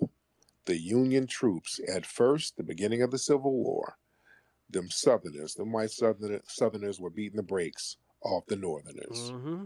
Now, when the Northerners said, "Okay, hey, let's let some of these Maroons up in here. Let's let some of these guys from the swamp fight." They let them Maroons come through. Got Those busy. Maroons were already battle ready. That's how the Union won the Civil War. It was the black people. Don't let these white supremacists try to rewrite history. They're Kwame, very good y'all at trying white to rewrite supremacists. history. So it's up to us to really get the game. That's why get books like Hidden Heroes from A to Z. See, this is what I'm talking about. Start your kids young. We got the tools out there. We got the films, we got the books, we got the institutions. Just patronize them. Y'all go get Hidden Heroes from A to Z at hiddenhistorymuseum.com and give that to your children. Start them young. Them seeing progressive and empowering images of themselves early on, that's going to stick with them. Wasn't there. I'm telling you from experience, because there's nobody coming to guys would fail. What is it? I don't know why he would be. You know, we got to nip Rodrigo? that in the bud. But somebody who's just doing performative trolling, no, I don't waste time on that. And that's what Tommy kind of does, performative, you know, and Tommy pretends to be a tether. He's not even a real tether. Oh, I thought he was. I thought he was from Panama. No, Tommy ain't from no damn Panama. Okay. Yeah. Well, that's what I'm saying. And, I don't know. Yeah. But God speaking bless. on that space, Speaking on that space, I agreed with some of what you said, and I agreed with the other side. And okay, on their side, what did you wait? agree? I want to tell you what I agree with on you first. Okay, go ahead. So you are correct when you say African Americans fought very hard to allow immigrants to come, and it's very disappointing when you see these people come here and they disrespect the people who actually made it possible for them to come. Because if they actually believed in what they were saying, like Myron would go back to Sudan. Like, I don't know why he would be here and he's hanging out with Nick Fuentes. Right. And then because Nick Fuentes wants him to go back to Sudan, and it's like people like African Americans who made it possible for him to be here and to have the opportunity, you know, and I think that's very disappointing. It's very disingenuous because I think he might be trolling or he might just be ignorant. And then for you, what I disagree with you on, like I say in the past, that I don't think this whole reparations thing, it doesn't have any legs, and I don't think it's gonna happen anytime soon. Well, the thing is, you're not at liberty to speak on what our reparations claim is because you're not qualified. So why? No. I mean, when I say it's not going to happen, I mean politically it's not going to happen. Okay, so what does that have to do with you? I'm just saying. So, like, okay, I'm just commenting. You don't repeat the same thing. Yeah. What does our reparations have to do with you, one way or another? Why are you even speaking on our reparations claim? Because I am Black. But you ain't qualified for reparations. You're not qualified for it. Why do you guys who aren't even qualified, you're the main ones vocal about it? What is it? Because y'all don't want us to get it. That's what it's all about. You don't want us to get it. What is it about you non-FBA cats who really just don't want us to get reparations? What's that about? Let's be real. I want free money too. No. See, it ain't free money. It's the debt that's owed. My ancestors, that's not free. They got their ass whooped out here, generationally, and they should have gotten paid. And no. That was some horrible stuff that happened to my family, and they didn't get paid. And there was a debt that's owed, and the debt just got transferred. The debt was never relieved. The debt didn't go away. And the benefits didn't go away. Those benefits, because when our people were getting whooped on and denigrated and oppressed and forced to generate all of that wealth was racially locked in, passed down. So that's not free damn money. You understand? So sure, but since they haven't paid for 200 years or so, should just go to war with them instead of doing this. Go to war with them? How? I don't know. You're the leader of the FBA movement. Okay, So well, you make that's what you have a little fantasy. I'm not a part of your fantasy, sir. I mean, you should just go to war with whites if they're not paying you what they owe you. Now, why would we take your failed advice and go to war with whites with the most powerful military system in the world? Why would we take your failure advice to do that? Well, you guys would fail more if you guys didn't do it. You guys would keep on failing. So you guys should just either do that, or you can just do what the Jews do and get more political power so you can influence the laws. Did you do that? No, I haven't. No, you didn't. No, you didn't. You failed and you fled, sir. Anyway, well, my parents fled, so I didn't. I don't want to hear tether. I don't want to hear failed tether advice, Lord. Boy, the tethers who failed. When am I going to some? Hold on, dude. I didn't call your name yet. You hold on. I mean, kick me if you don't want me to speak, bro. Hold your ass on. I mean, wait. Hold on. Bro. Just kick me, bro. Kick me then. It's like Cinco de Mayo. Mm-hmm. That's fucking crazy, bro. Without fleeing, though. We didn't flee nowhere. So you're making a forum to celebrate your black culture. Yeah, that's what Juneteenth is. Oh no, that's cool. No, I wouldn't disrespect that, bro. That's fucking sick, bro. Right. If you want to celebrate your black culture, I'm down with that, bro. You can celebrate yourself all you want, bro. Right. You know? And we're talking about stuff too. We're talking about other stuff too. But yeah, no, that's why, like, does it get more in depth than just celebrating your blackness, or is that just it? No, I mean, were you off work today? It was, Juneteenth is a national holiday. I mean, I don't work, bro. Come on. Oh, okay. Well, did you pick strawberries today? I mean, did you take a day off? I mean, shit. Did you pick strawberries? That's what I said. I don't want to disclose where I live because I don't work, bro, at all. Nigga said, did you pick strawberries? Okay. Anyway, thank you so much, bro. Let me let you go ahead and get back to your pipe. Okay. Let's get average black American in the building. Let's get average in here. Facts, you're right, Tamika. Brother Average. How you doing? What's up? Annoying. I know. My goodness, man. What's going on, fam? What's going on, nothing much. That dude triggered me. Not this guy, but the dude that was really fucking them S's up. I'm sorry, that tether. everybody. Give me a second. Tell Tariq I'm with a San Francisco accent. Reparation. I'm like, God damn, I had to turn my phone down. Oh, yeah. Well, I call him Bussy Tunde. He's a moist tribesman, a moist Bantu. But yeah. Oh, God. The obsession on our day, man, it's ridiculous. That's all I wanted to say. Just what I was seeing. That's all. You have a good one. Thank you, brother. Yeah, man. People in July. Okay. I ain't never everybody posted. $1. I'm looking for one I spot. Say Ja in the building. Can you hear me? I can hear you, Ja. What's going on? Oh, yeah. It's peace and blessings, brother. I'm coming up out of Minnesota, and they got these brothers up here, man. It's called Building Wealth Minnesota. They trying to get like 9,000 black families in the homes, but they using your terminology. They saying foundational black Americans. You got to be born in America and descendant of a slave. They giving brother families $60,000 grants for just staying in the house for 5 years. But also, man, I ordered a microphone check. But go ahead. I'm just saying they're using your terminology, but I'm saying I ordered a microphone check from Amazon.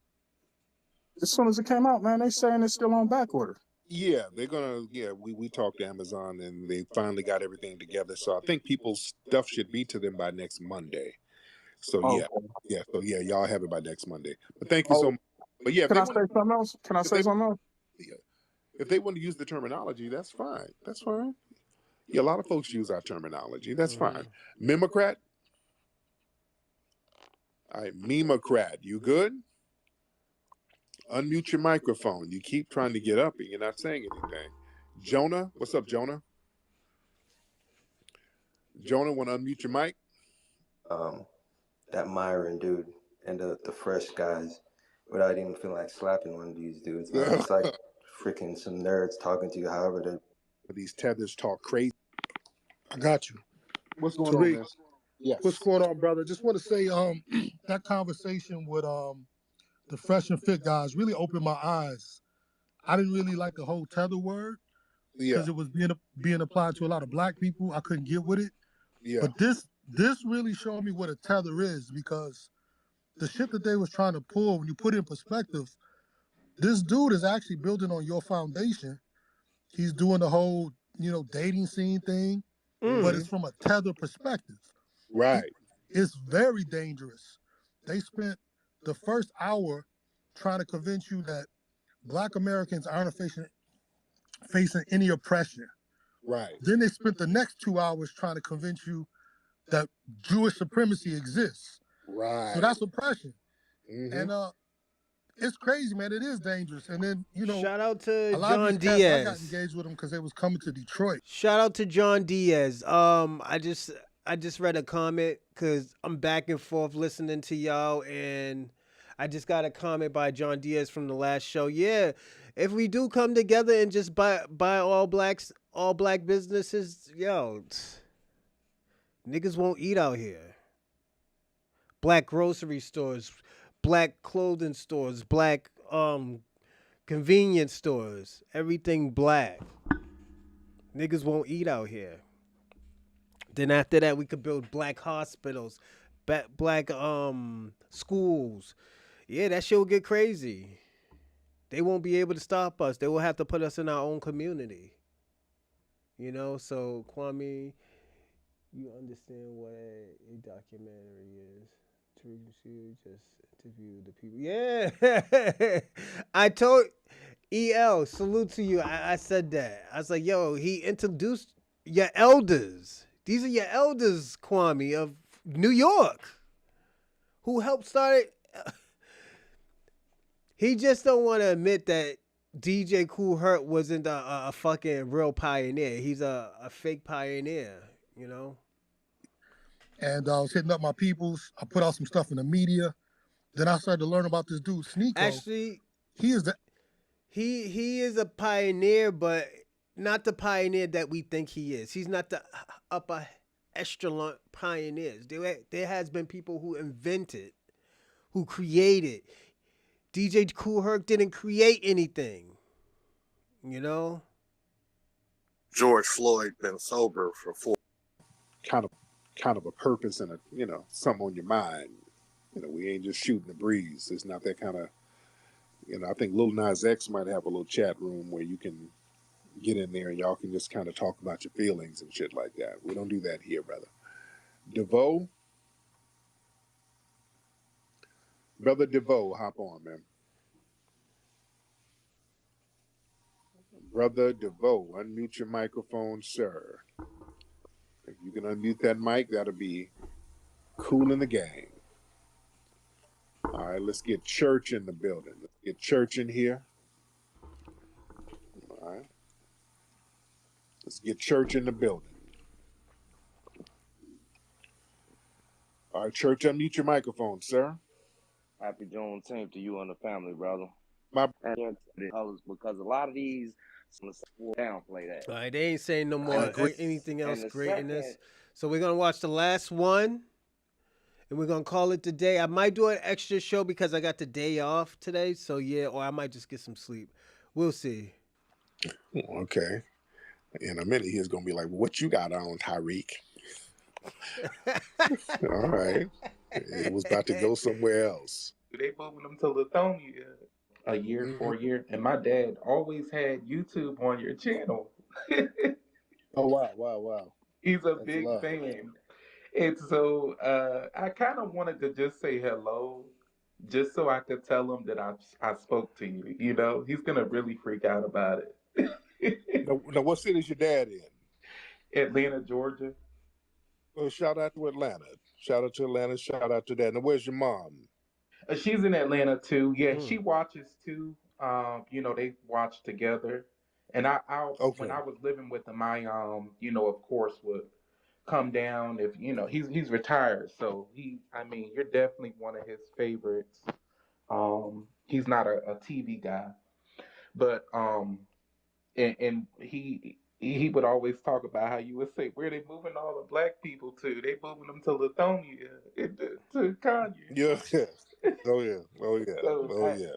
Here, let me see. Let's get each other in order to keep. I'm just trying to speed it up so everybody will listen to it. And it's completely meant to basically undermine everything we're doing. They got in Cobra, NAACP, Black Lives Matter, A-Dunce, everybody's going to be there. And it just shows again that when we get on code, brother, we get on code, they do this type of stuff, fam. So I just want the whole family to know that we stay on code, man. We run them out the place, brother. Salute to you, man. Man, much respect, brother. Oh, man. So, yeah, I kind of heard about something like that going down. Yeah. In Cobra and Strappy and all of them. Oh, yeah, it's going to be, it's a Democratic convention, basically. They're going to be talking in circles and plebiscite babbling. Oh, it's going to be plebiscite babbling nonstop. Okay, let's get to Lachey. Let's get Lachey in here. How, Lachey? Lachey, hop on. Hey, Tariq. Lachey? Yeah, Hey, Lachey. I just wanted, you was talking about how on the plantations they did a lot of evils. And I was having a conversation with someone earlier today, and they mentioned how when they were doing the breeding of the slaves after they cut them off from exporting slaves from Africa, that they would make family members mate with each other in order to keep. Well, I'm not shitting on Maryland. I don't want Maryland, the weirdos out there. Relationships. Y'all remember Henrietta Lacks? She was out there in that area, and she was in. She married her first cousin. It was so that was a common thing with a lot of people out there in Maryland. That's why you got a lot of weirdos out there. And I love my Maryland people, but you got a lot of weird niggas out there. You see, take a good look at some of the Maryland niggas. They look funny and they weird. Not all. I'm not shitting on Maryland. I don't want Maryland. Hey, what's up with you? No. I'm not saying all of y'all, but in certain parts of Maryland. Yo, you heard his Maryland accent? What? Not all. I'm not shitting on Maryland. Yo, listen to this Maryland accent. What's up with you? No. I'm not saying all of y'all, but in certain parts of Maryland, there's some weirdos. Oh, shit. Unfortunately, based on historic circumstances. But a lot of that incestuous stuff was going on heavy. It was normalized. Remember Monique? The comedian Monique? Her brother. Facts. You're right about that, was, some stuff going on with her brother. And, she was on Oprah and the brother was What's on going Oprah. on, American Dream? Salute. You see, that was big out there. So, we don't talk about some of Kwame, cut it out. Like, Kwame, why you pocket watch? Why you hate? Why you do all of that? Like, yo, you do the most, man. Yo, you're like a jealous female. Or, you're like a jealous wife, man. Like, real talk, bro. You gotta stop that shit. You be pocket watching and where did we get that money from? He's pimping. He's stealing people's donation money. the sick stuff that was going on these plantations, man. We really don't talk about it at all, to be honest. And we don't know the half of the stuff that was going down. And this is what these white supremacists could do whatever sick fantasy they had, they can get into. They could do anything with impunity. So a lot of stuff is just never talked about. Yeah. So that's why we did the movie Buck Breaking, boy. They didn't like that. Oh, Oh, they did not like that because they know we're hitting on the truth. That's one thing the white supremacists don't like. They don't like you bringing in their history. Yeah, that's true. They don't like you putting their background and their history and their get down on Front Street. Yeah. Let's get some more people in here. We got a lot of folks in here. Why don't y'all retweet this, ladies and gentlemen? All right, let's get Aram. We're gonna get Aram in here. What's up, Aram? Hey, how you doing, Tariq? I'm good, man. How are you? I'm good. I was gonna ask you about a couple FBA artists that I really loved growing up. Just your opinion on them or anything, fun fact or anything about them. One of them, Pimp C. I feel like he's overlooked a little bit in today. Yeah. Okay. All right. Okay. I don't know what that's random, dude. Okay, you sound like you just smoked a blunt or something. All right. Y'all calling up with weird 900 phone number talk. Hey, Tyreek. I'm 5'7", bow-legged. Oh my God, a fade and broad shoulders. Oh my God. What you think about Pimp C? Nigga, bye. Fuck you talking about? Oh shit. All right, weird niggas calling, man. Waiting on Trap. So that's kind of why I've always been asking, what is FBA? Like, where did it originate from? Like, when did the term actually come into play? Well, the term is kind of inconsequential. Just the lineage. It's a lineage. Just like with the term African American, that's a relatively new term. That term only became popular in the late 80s. 84. So the terms are kind of inconsequential as long as we're talking about a specific group. The lineage has been here for thousands of years. But us as foundational Black American, you know what it is. You know it's us, it's a lineage. It's foundational Black Americans are non-immigrants. We're the Black people here who are non-immigrants. We don't come from an immigrant background. It's a simple thing. It's not even rocket science. It's that simple. Okay, so one of the main reasons why I also asked that, because I've been in a space where I've heard someone say that Black Americans kind of have to start identifying as FBA to get reparations. I don't think, is there any type of like credibility to that, or you think that's just a reach? No, because you're already a foundational Black American, just like you're an African American, whether you acknowledge that term or not. You know what I'm saying? Yeah, I understand. Yeah, I get what you're saying. There's some people who don't like they don't like the term African American, but technically, if they want to, if fill out a census form or whatever, they got the name African American on it, and that's what you would write down. But you got some people who are like, well, I'm not, I'm Moorish American, whatever. You dig? So whether you acknowledge it or not, you are a foundational Black American if you come from that lineage. Yeah, that I'm sorry to interrupt you, but that's also another thing where I've asked this question in space, and I've been told that I'm not FBA, but my father is Puerto Rican and Black. Was it 88? Oh, I thought it was 84. You're right about that. I thought it was 84. I go on what you say. 88. His dad is from North Carolina, but my mom is from West Africa, Sierra Leone, in it. So it's kind of like, is that blurred lines? Like, am I still under that criteria? What do you think? Yeah, well, your dad is an immigrant, and your mom is an immigrant. They come from immigrant backgrounds, so they're not really, it doesn't sound like they're foundational Black Americans. You understand? If your dad, if your dad comes from an immigrant background. His father's from North Carolina, right? Like, so his mother's from Puerto Rico, and they both grew up here. So I don't know. Why is that?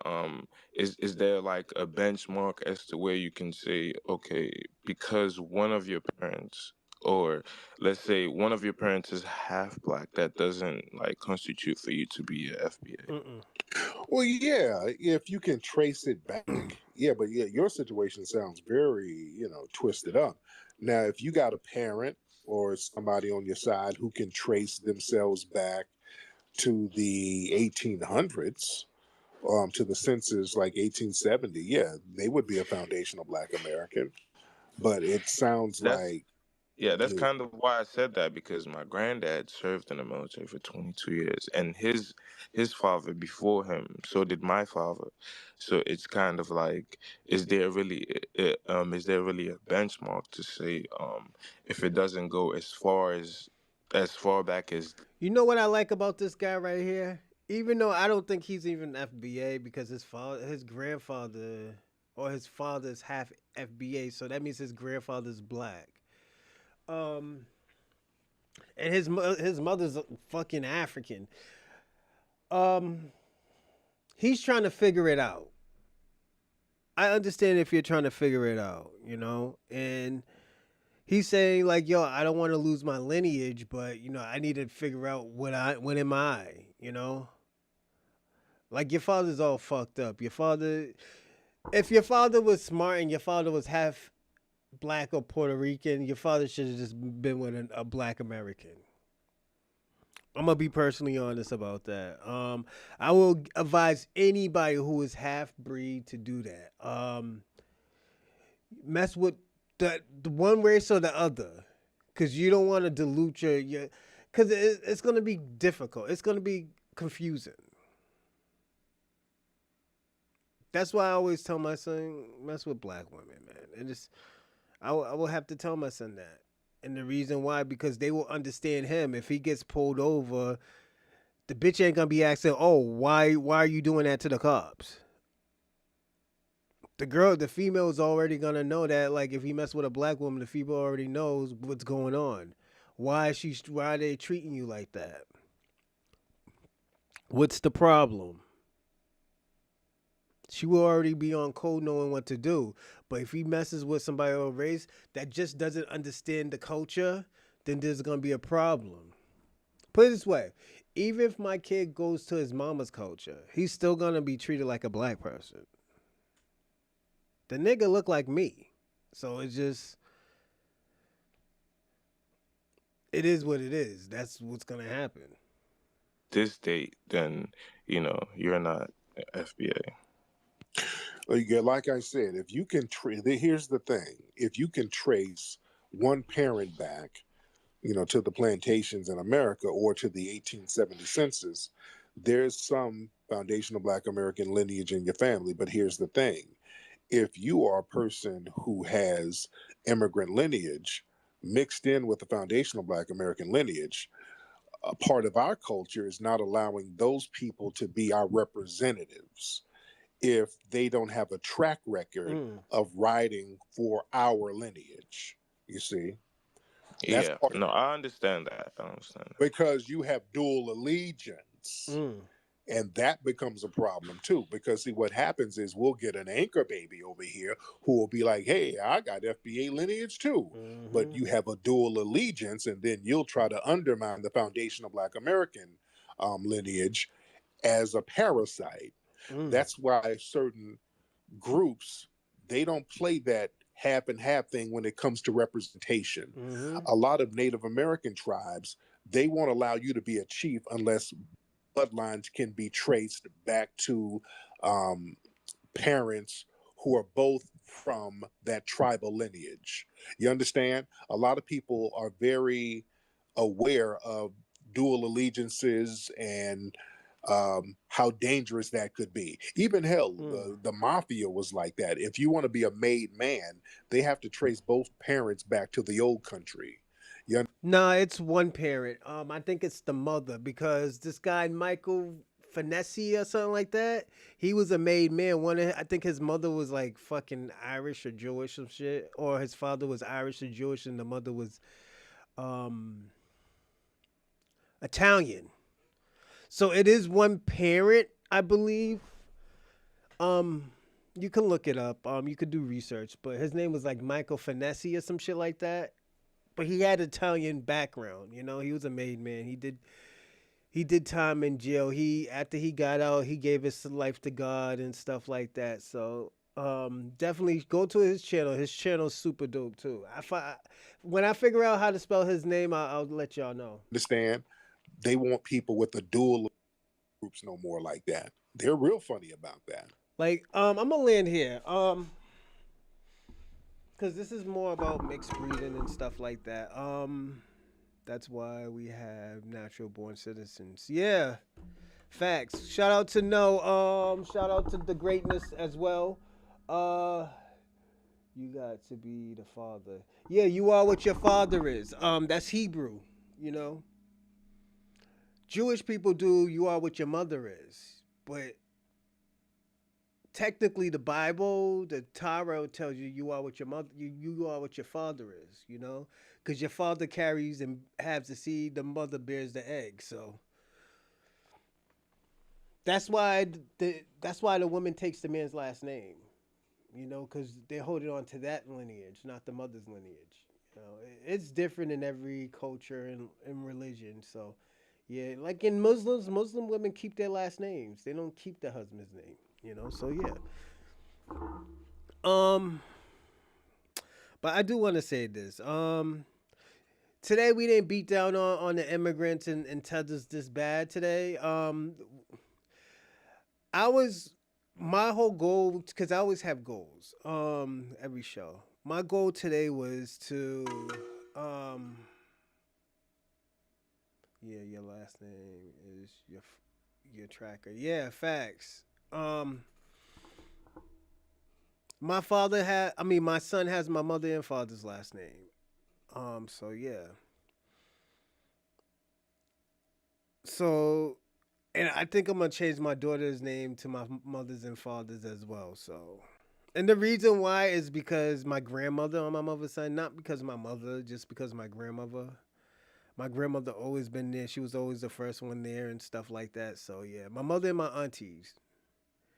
So you'll probably hear me talk about her a lot too. She had stage 2 breast cancer and beat it. So salute to her. She was all on TV and everything. She was, woo, woo, woo, woo, But my goal today was um for immigrants and tethers to tell their own story. Not other people's story, but tell their culture story. A person's culture doesn't have to linger on to other people. This is why the title is what it was.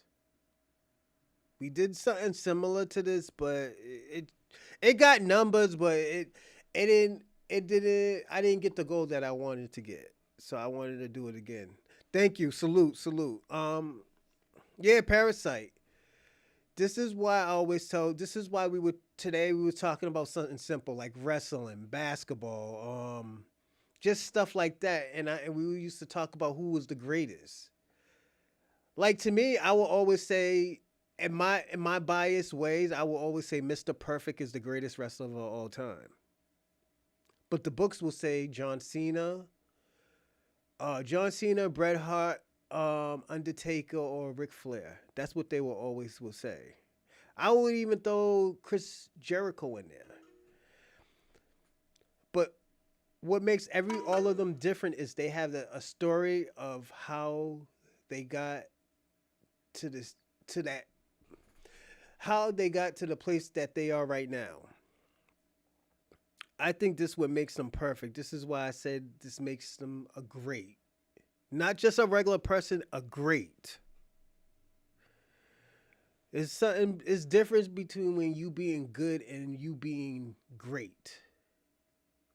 When we was watching John Cena, even to this day, I will tell people right now, watch every John Cena match that is left. Because when he's gone, he's gone. I didn't appreciate John Cena for years until he turned heel. And then I was like, oh, John Cena, he is playing this shit good. He got his little turkey implant in and everything. He's living life. He's a bad guy. He's shitting on people. Like,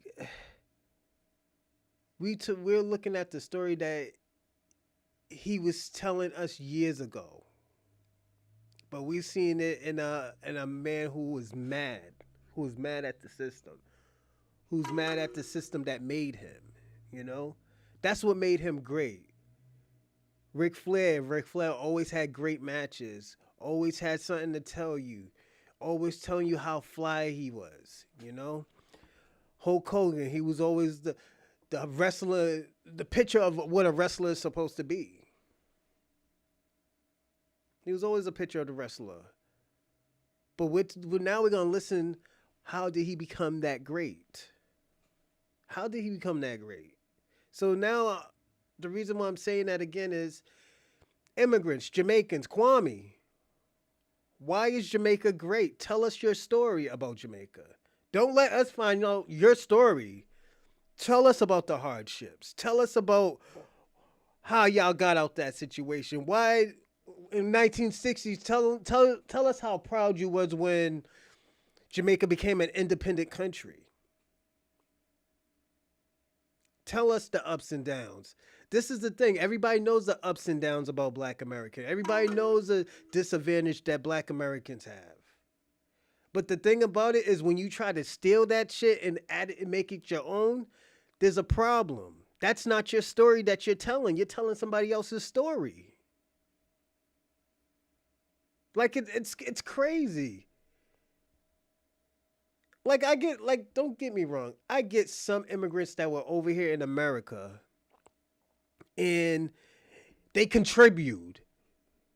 Yeah, they contribute, but at the end of the day, it wasn't like we couldn't do it by ourselves. But thank you. You know what? We're gonna throw you in that story. We're gonna throw them in that story. But at the end of the day, there's always something weird about that shit. There was always something weird about the Marcus Garvey. There was something always weird about what's his name? Stokely Carmichael. There was something always weird about that shit. Stokely Carmichael drifted to 3 different type of organizations and stayed in Africa. Marcus Garvey tried to make all Black people go to Africa on some raggedy ass boats. Then ran back to Jamaica, tried to become a president, and they voted for the white man. Then he went to UK, got ran out of UK. These are the stories that we're telling. These are the stories that are happening. This is what's coming. Let me tell you something. If we tell the truth about these stories stories will be even great, and we will support these people. But we can't support these people in all these stories about lies. These stories are about fucking lies now.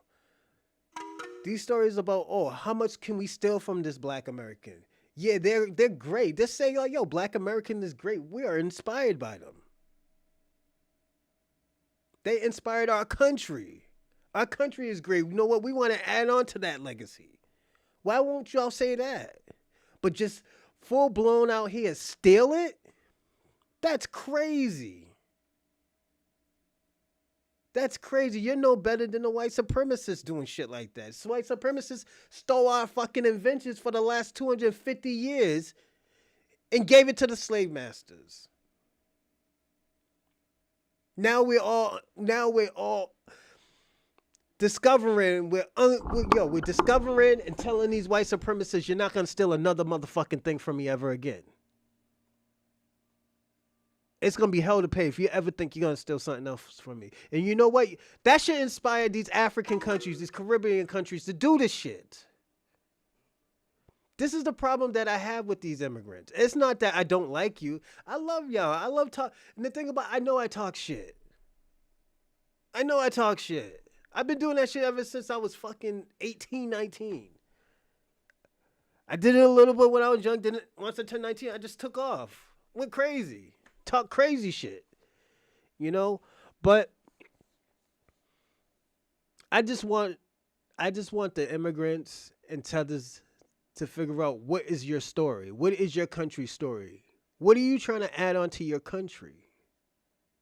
You can't keep on telling the same Black American story. You can't. It's already documented that Black Americans have done this. Y'all niggas are still trying to steal hip hop, and we just seen one of the greatest, if not the greatest, hip hop documentary of all times. You're telling me these people who have been in New York for probably the 40s, ever since the 40s and the 50s, that they're lying. They're lying about hip hop. They're lying about the Renaissance. Everybody's lying except immigrants. What the fuck is going on?